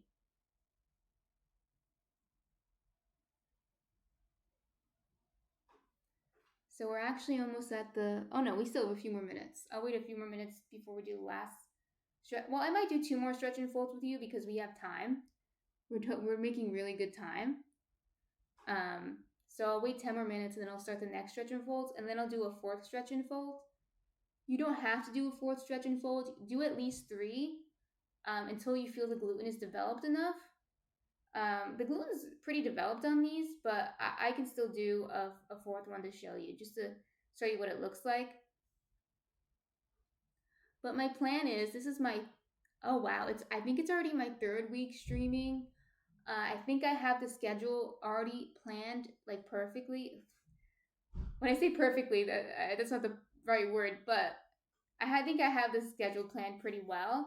The thing is, the sourdough kind of makes the schedule. So, I can plan everything out, but if the sourdough is not ready yet, it's not ready yet. If the bread hasn't risen enough yet, it hasn't risen enough yet. But the last few weeks, it's been working pretty well like this. So today I started at 8 a.m. and I'm going to go to around 11 a.m. That's when the last stretch and fold should be. We'll probably end a little early today, and that's okay. And then we'll take a break because I don't want to be sitting here yapping for 5 hours to you, and I don't think you want to watch me yap for 5 hours. So we'll take a break, and it should be ready around 3 a.m. Last few weeks, not 3 a.m., sorry, 3 p.m. 3 p.m.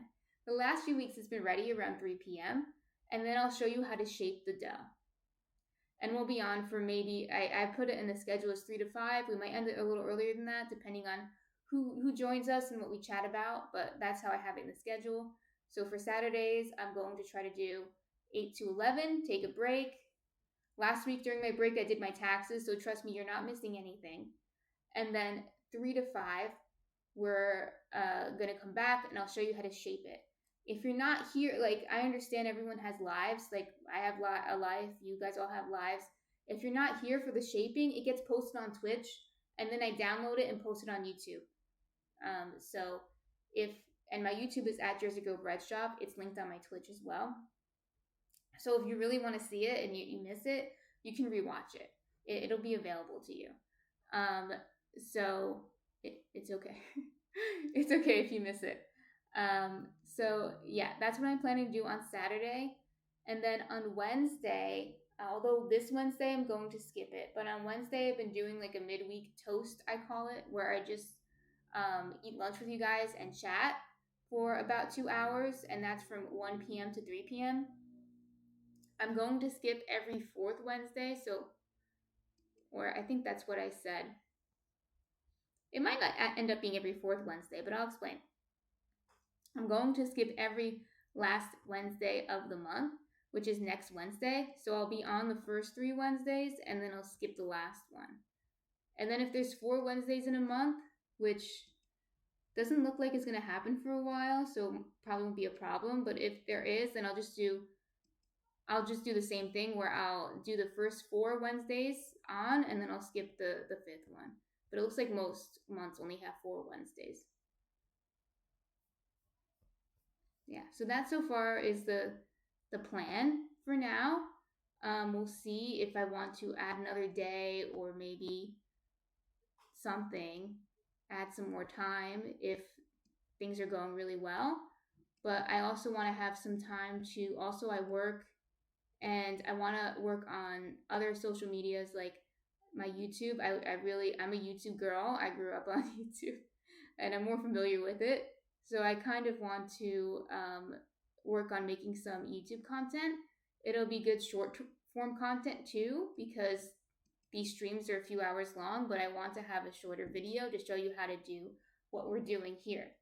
I don't want you to have to go back and watch 2 hours of content to figure out what we're doing because most of it is downtime with me just yapping at you. I'm happy if you want to watch that like few hours to figure out to figure out the process that we're doing, but I think I can boil it down to like 15 minutes, maybe 20-minute videos. So I would like to do that on YouTube. So I want some time for that as well. But yeah, so that so far is the plan for the foreseeable future. Yep. So far, no cat sneezes. He did breathe just now, but in the last stream he was sneezing, and I clipped that too, so you can look at my Twitch stream and Twitch channel and see the video labeled "Achoo." That's Munchkin, my cat, sneezing.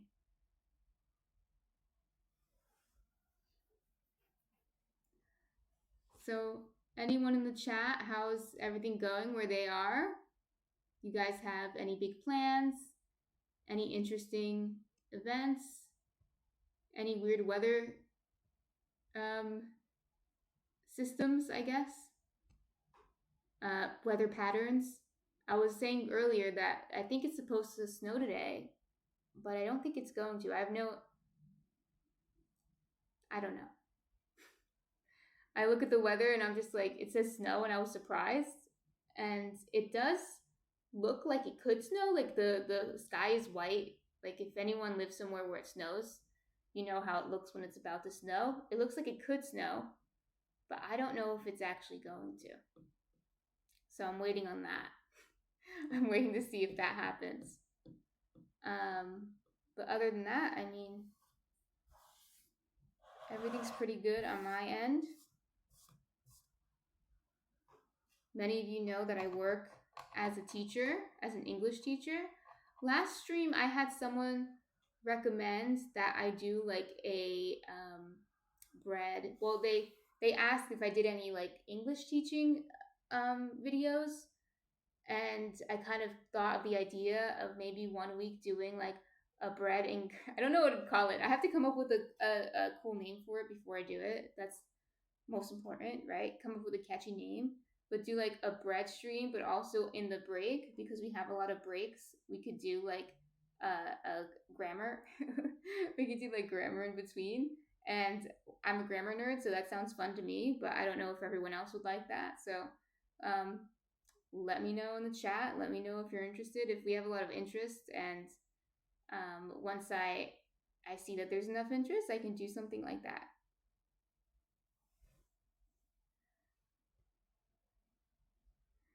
Bob says, you are an English teacher and you speak English? That's a good combination. Yeah, I do speak English as an English teacher. Bob, I'm curious, are there English teachers where you are that don't speak English? Because I know here sometimes there's Spanish teachers that aren't fluent in Spanish. So they might have, they took Spanish classes, they have a Spanish degree, and they might even be very good translators, but they're not fluent in Spanish. So it's kind of interesting. So that does happen here. So I'm wondering if that happens where you are. And then Climbing That Mountain says, that's a great idea. Bread is a second language. I'll have to write that down. Bread is a second language. That's the number one contending title right now, because it's the only one I have. So bread is a second language. I like that one. So I'll have to write that down. Bread as a second language.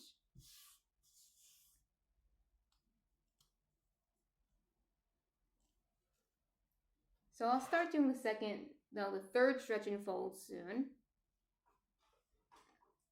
Let's see.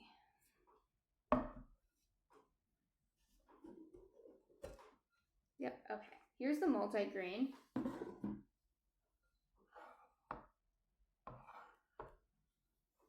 So let's see what this looks like now.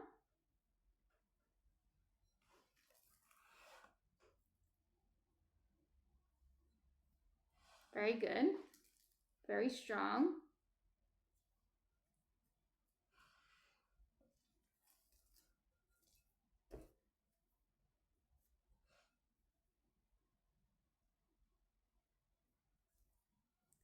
Climbing That Mountain says, the snow should be done now. We've got early spring this year. I'd be surprised if it really snowed in New Jersey today. Yeah, we did get early spring. We'll see what happens in March because sometimes, as Climbing That Mountain probably knows, the weather patterns are similar up there in Massachusetts. Sometimes we get a fall spring in February, and then in March it gets cold again, so we'll see. Bob says, I'm from Finland and my English teachers were Finnish. Yeah, so maybe that did happen where you are in Finland, where you had English teachers that, okay, they spoke English, but they weren't really fluent in English.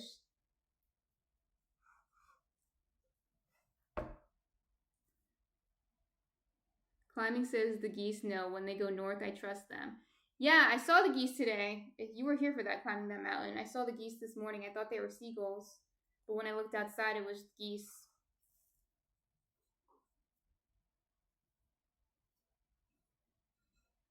They said it's time for summer.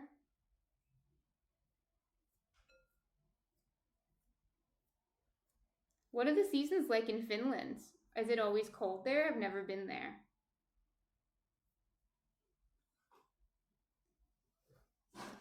Here and New Jersey and Massachusetts are pretty similar in the seasons. I think Massachusetts might be a little colder, but honestly, I really don't. I lived there for a few years, and I really don't think it's that much colder. So it's like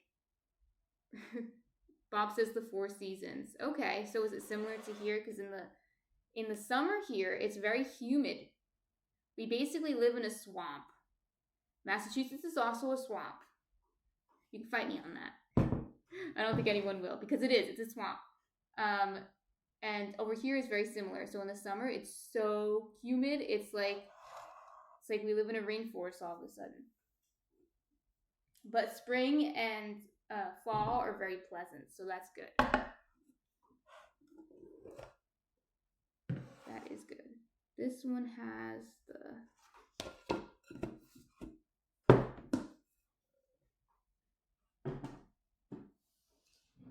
Let's see. Climbing That Mountain says, it's true. That's why we've got the cranberries. Yeah, it is why we've got the cranberries.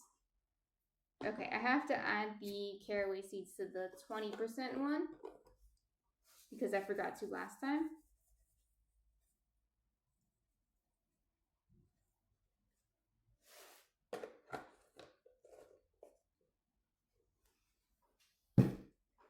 So we're heading towards spring now, so that's why it's starting to get a little warmer, but it's too early to be spring though, which is why it might be a fall spring and it might get cold again in March.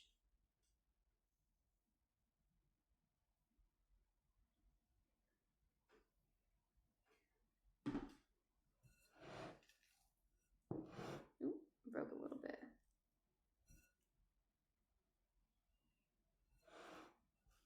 So what's your favorite season? Anyone who's in the chat, what's your favorite season? I think I gave mine away. I think spring and fall are the most pleasant and mild seasons here. Winter and summer can be harsh, depending. I mean, every year's a little different, but usually it's kind of harsh. This winter wasn't too bad. But spring and fall are the best. I think fall is my favorite just because I like the fall holidays and I like the cooling weather rather than the warming weather a little better. And of course the leaves. The leaves are beautiful.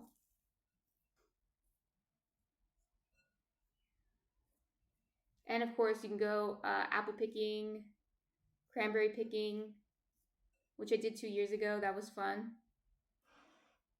Carve pumpkins, like it's fun. Fall's a fun season.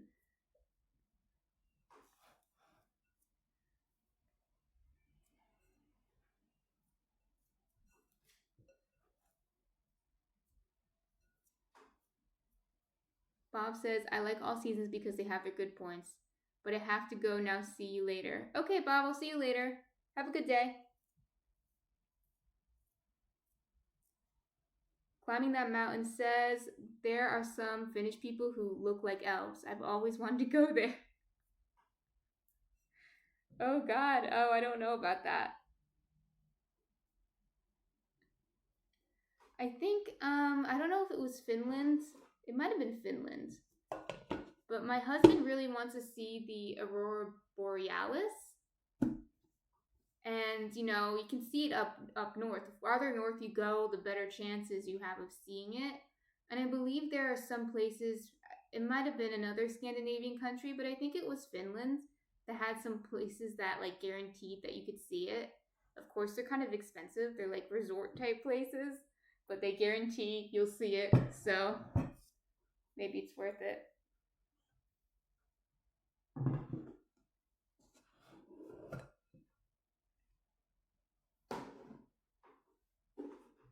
You can also, I think, if you go really up north in Scotland, you can see it. And I believe in Canada, you can also see it.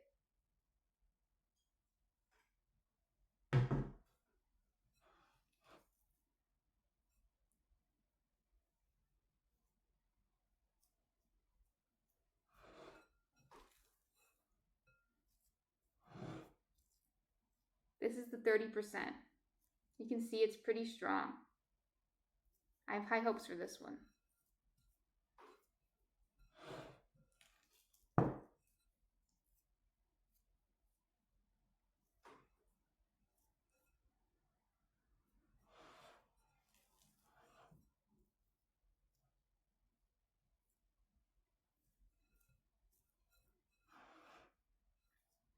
So climbing that mountain, do you like to travel?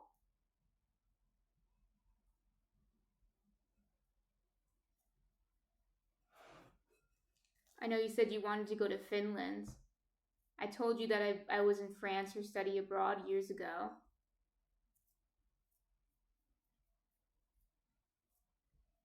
I mention this a lot because it's still pretty fresh in my mind, but I recently came back from a trip. Climbing that mountain says I would love to travel, but I haven't had the opportunity. Yeah, it's expensive, but I think it's good to do when you're young because once you get older, you kind of get a little exhausted by all the travel and doesn't become as fun or interesting. It's still fun, but it loses its novelty a little bit. Climbing that mountain says I've been to the U.S. and some of Canada. I've never been to Canada, which I'll have to go soon because it's so close. But recently we went on a big Asia trip. So we were in Singapore, Thailand, and Sri Lanka. And that was kind of like a bucket list trip for me, which is why we did it. I wanted to do it before we started the business. So we did it. So that was good. And it's beautiful. The food is great. They have monkeys. I can't complain. And they have fruit bats, which are the flying foxes. That have the 5-foot wingspan and look like little chihuahuas with wings. They're so cute. So cute. So yeah, that was amazing.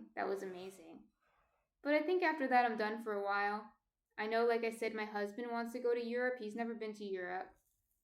So we'll do that eventually and then maybe do more local things like in Canada or in the US or even we've been to Mexico before and my husband's family's from Mexico. So we can do stuff like that too. Climbing that mountain says, that remind me of the monkeys from the Wizard of Oz. Yes. Weren't the monkeys from the Wizard of Oz, they had wings, right? They were like bat monkeys.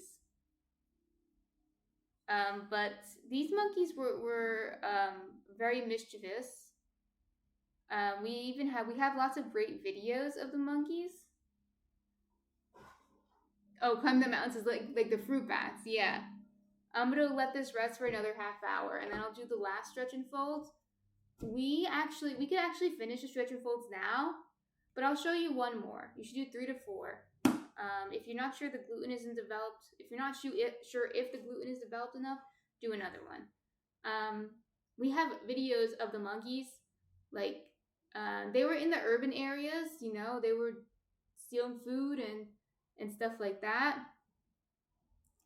Damn you, Mark says Chumin Husas. So welcome, damn you, Mark. I'm not sure if you are speaking a different language or if you're asking me something that I don't understand. So if you want to clarify, you can. Otherwise, I don't think I understand what you're asking. So yes.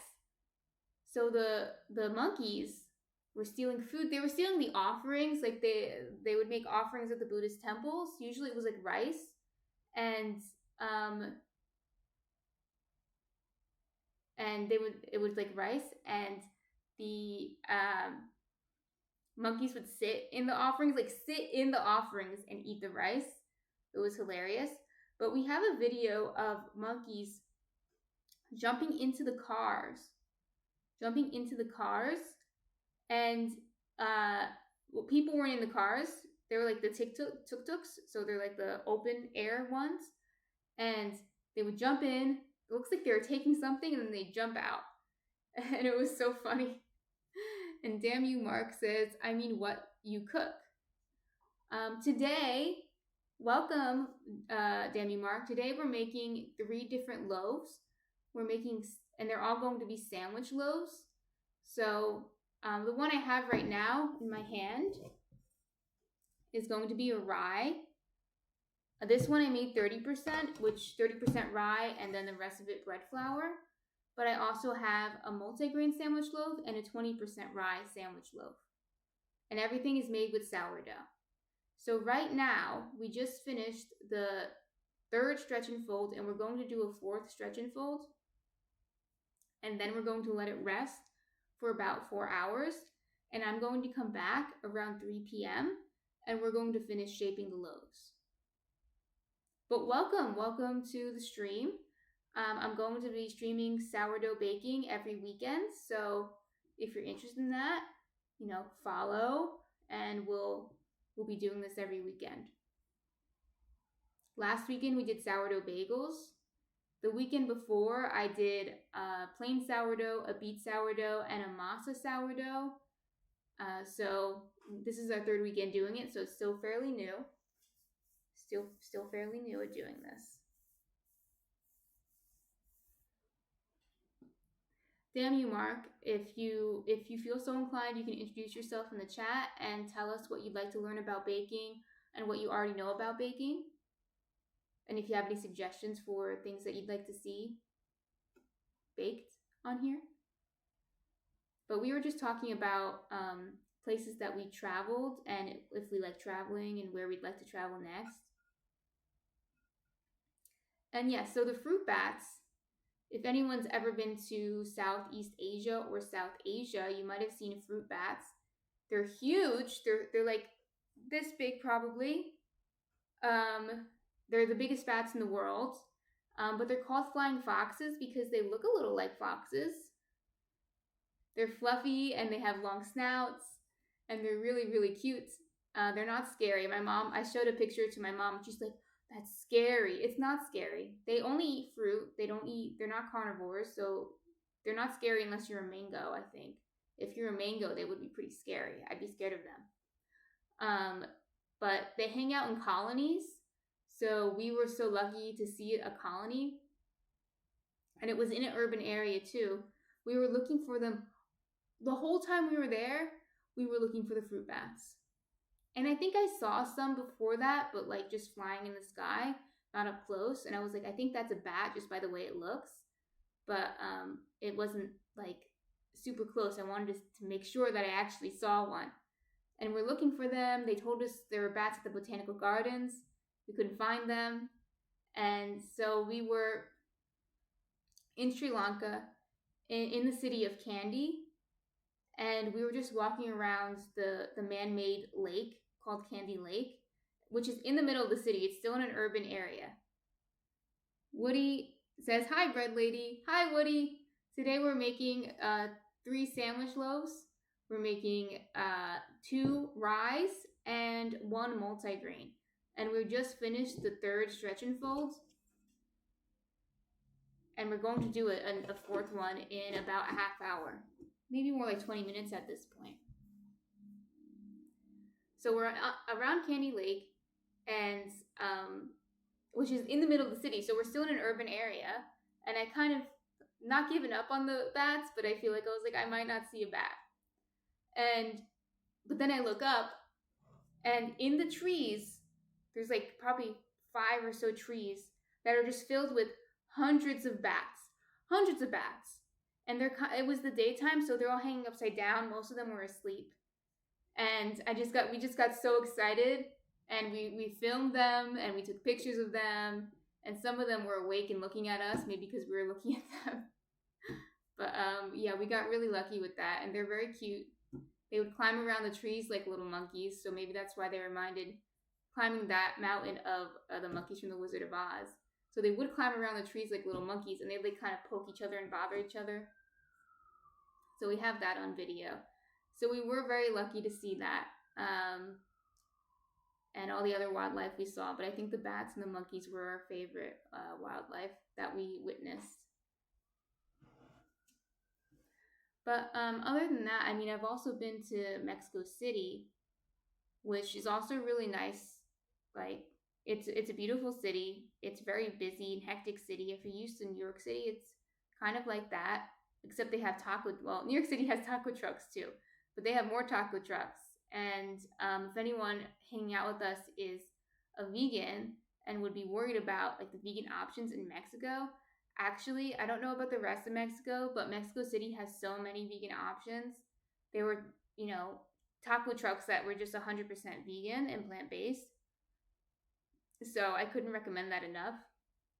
And the museums are so cool. And, it's a bus ride away from the pyramids, which are amazing. I'm sure the pyramids in Egypt might be more impressive, but they're still amazing. So I believe it's the Pyramid of the Sun and the Pyramid of the Moon that it's a bus ride away from. So yeah, those are the places I've been to. I can recommend those places definitely. But climbing that moon, you said you wanted to go to Finland. Is there anywhere else you'd want to go to?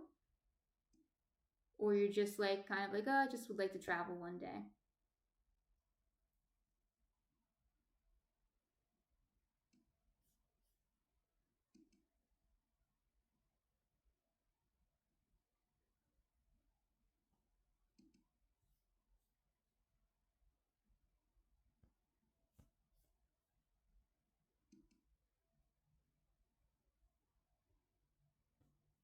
Or anyone else in the chat.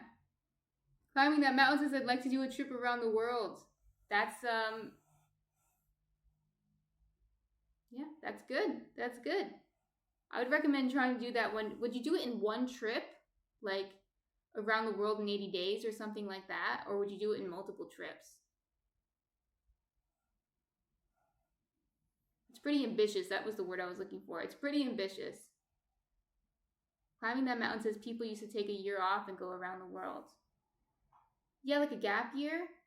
Could you get around the world in a year? I guess you could. But what do you mean by around the world? Do you mean every country or just like every continent? Like one country per continent? Or a few countries per continent? But yeah, I guess you could do that. Take the year off and go around the world, but you just need to make sure you saved enough money to do that. And I think you should do that while you're young and you have less responsibility, fewer responsibilities. No job to hold you down, no wife and kids or husband and kids to hold you down. And another question would be, when you go around the world, what would be your what places are you like that would be the most excited to visit? Yeah, climbing that mountain says you have to stay in hostels and places like that. Yeah, a few countries per continent. I should have done it when I was younger, definitely.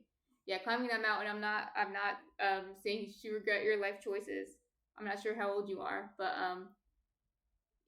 I know adults. We're all adults, but people who are older, like now I'm in my 30s, so people like 30 plus would always tell teenagers and people in their 20s, do it while you're young. And I remember when you're young, you're like, whatever, I'll be young forever. That's what you think. You think you'll be young forever. At least that's the way you behave, right? And then when you get older, you're like, now I don't. Now I'm boring. Now I don't want to travel. So climbing that mountain said Japan, Russia, Thailand, Australia, and Scandinavia. Yeah, I've been to Thailand. I just went like two weeks ago, and the not 2 weeks ago, like 2 months ago, and the temples are beautiful. The temples are beautiful. They're all gold. Some of them have dragons on them. The artwork is beautiful. The temple guardians are beautiful. But Japan, I've never been to Japan, but my husband has been to Japan and he really liked it there. But I think Japan is a little expensive. But doesn't mean you shouldn't go. But yeah, Russia, Australia, Scandinavia. That would be already that's a big trip. Already right there, that's a big trip. Don't go to Russia now though. I heard you shouldn't go to Russia right now. Pick a different country in Eastern Europe.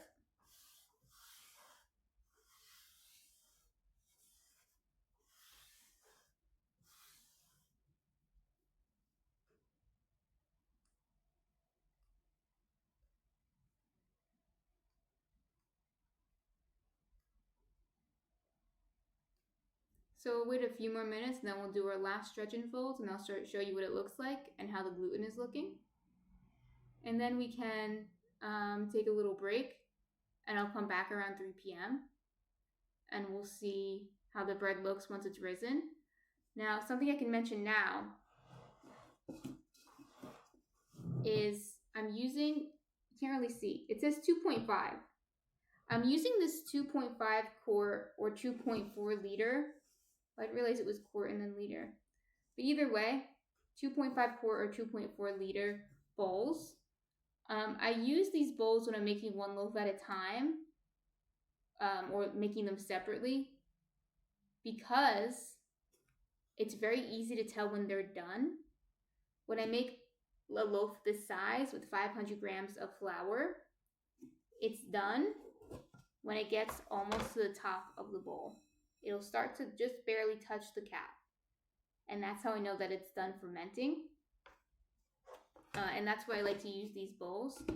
I also have like big square containers that I use when I'm doing bulk prepping. Like for example, if I were doing it for the cottage bakery and I'm making multiple loaves in one dough, and then I'll, when I'm done, I'll cut up the loaves into separate loaves, or cut up the dough into separate loaves.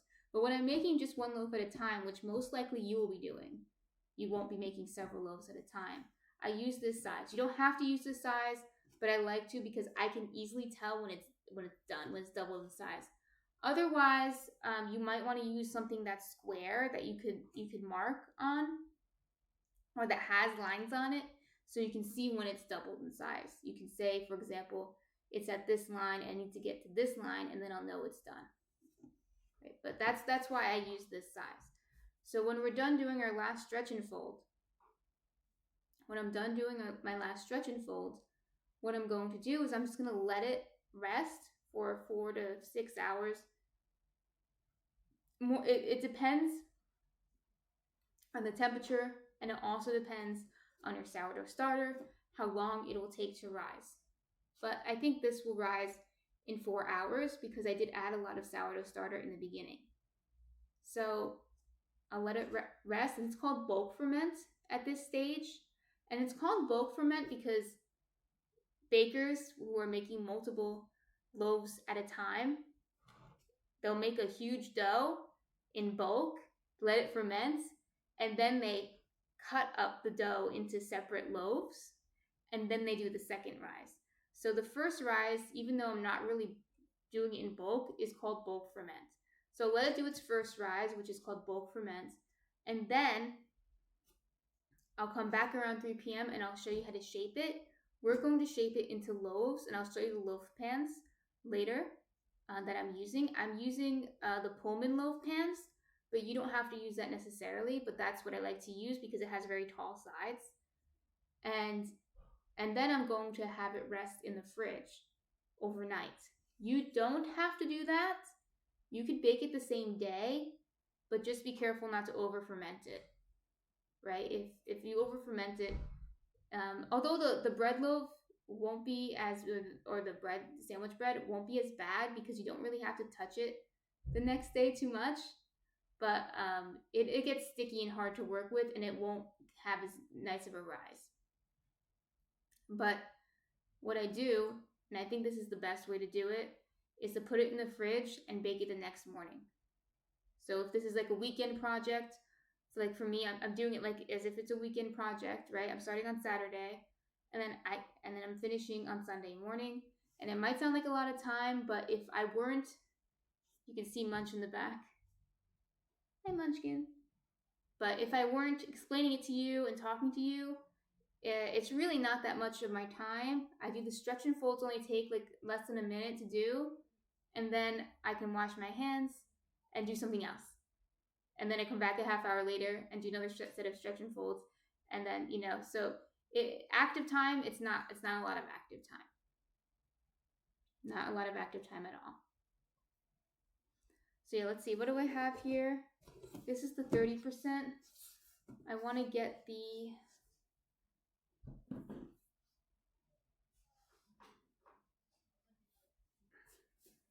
multigrain. Okay, so now we have the multigrain. I'm going to perform one last set of stretch and folds.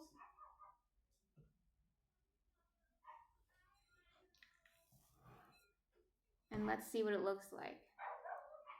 It's very strong. I can stretch it out a lot and it doesn't break.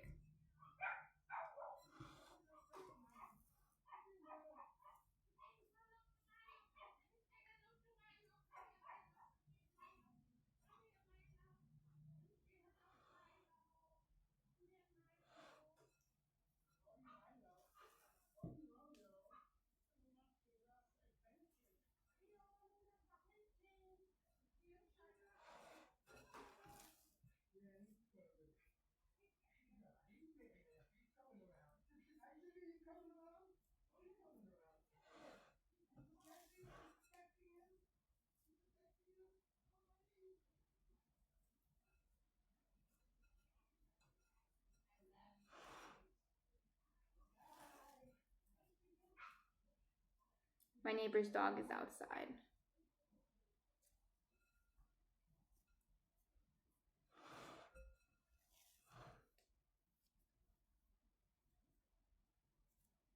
Okay, so that's good. It's nice and tight. I'm just going to, you don't have to, but I'm just going to pinch it.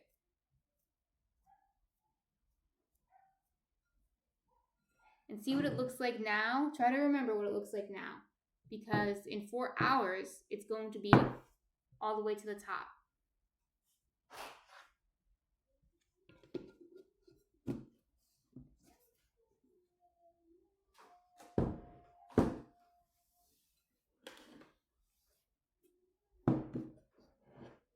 This one is the 30%. And this one's the 20%. So let's see. Let's start with the 20%.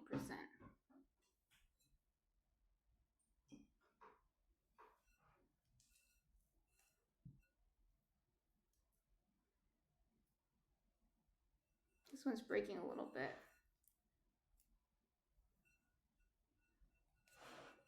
Which we don't want. So let's see. But it feels pretty strong. Yeah, it's strong.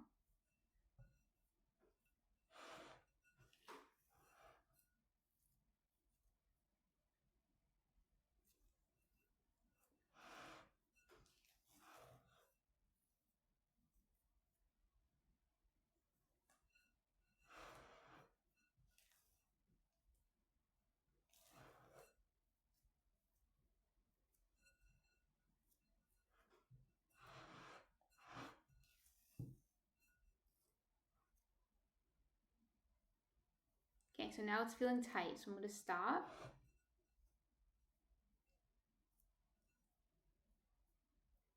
And now remember again, we started around 8, so it's already been 2 hours.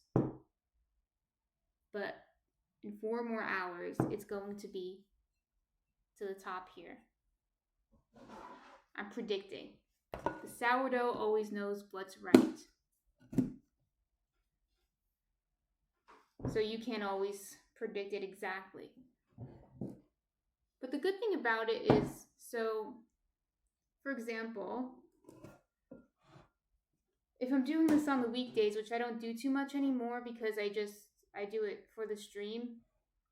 But if I do it on the weekdays when I'm working and it's either going too fast for example, if it was going too fast for what I wanted, I would put it in the fridge before I went to work and then take it out of the fridge when I got back. So that's going to slow down the fermentation. So all I mean by that is, the sourdough does control, like when it's done. And, sometimes you can't always guess. But if you can tell that the sourdough is fermenting too quickly and you're not going to get to it on time, you can put it in the fridge to slow down the fermentation. So it's not like all a loss. It's not like all unpredictable 100%. You have some control over it.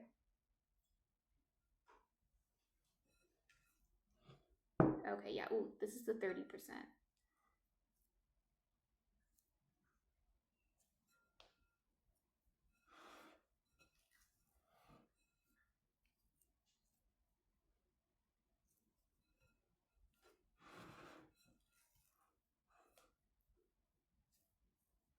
This one is a little bit stickier and a little bit stiffer from the 30% rye.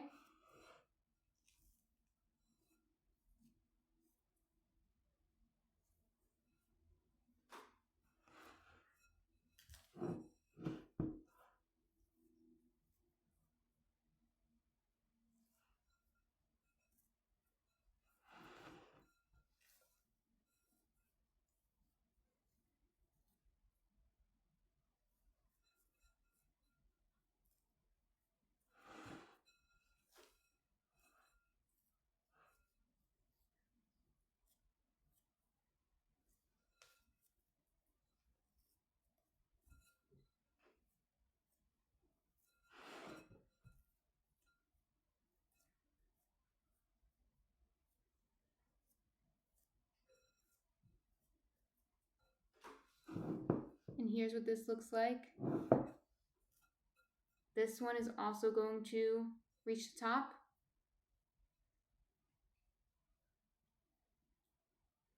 The more rye you put into the dough, the less rye you will get, but this should still reach the top of the bowl at 30%. If you go a lot higher, like 50% or 100%, at 100%, it doesn't really rise at all. It's very stiff. But this is still going to get a pretty good rise. I think it'll still come up to the top in 4 hours. That's something to be careful of if you're ever going to make like an 100% whole grain sourdough, like rye, or if you make 100% einkorn, or even a spelt. I've made 100% spelt before. If you let it rise to the top, it's going to be over fermented for the 100% whole grain. But this week we're not making 100% whole grain. I'll show you how to do that in the future. Okay, so now we have 3 doughs right here. I have them sitting right here. In 4 hours, I'm going to predict at 3 p.m., but I might come back at 2:30 p.m. depending on how they look. But in 4 hours, they should double in size. And then we're going to shape them. I'm going to shape them into sandwich loaves, which is quite easy. So I'll show you how to do that. And then my cat making weird noises. Climbing that mountain says time to go. Thanks for chatting. I'll check to see how they come out when you're on later. Okay, bye climbing the mountain. We're almost done anyway. So thank you for coming and thank you for chatting. Follow anyone who's in the chat. Follow for to get notifications for when we come back on to shape the dough. So what I was just saying is in 4 hours, we're going to shape the dough into sandwich loaves, which I'll show you how to do. And then tomorrow, I'm not going to stream tomorrow because I think streaming back to back for me is a little too much. But what I do is I take pictures of the finished product. All I'm doing tomorrow is baking it. So you're not really missing anything. I'm putting it in the oven. So I'll take pictures of what it looks like when it's done. And then you'll see how our experiments came out and how our doughs came out. So without further ado, unless anyone in the chat has any more questions about the process we did today, I'm going to end the stream for now, and I'll come back around 3 p.m. The last few weeks I've come back exactly at 3 p.m., so hopefully this week will be the same. But if you follow, you'll get a notification when I'm coming back on stream. So I'll see everyone later, and if you can't come later, which is totally understandable, we all have lives and things to do. It'll be uploaded. The whole stream will be uploaded on Twitch. I'll also clip it and I'll upload the whole stream again on YouTube. Okay, so I'll see everyone later. Have a nice afternoon. Enjoy your little break.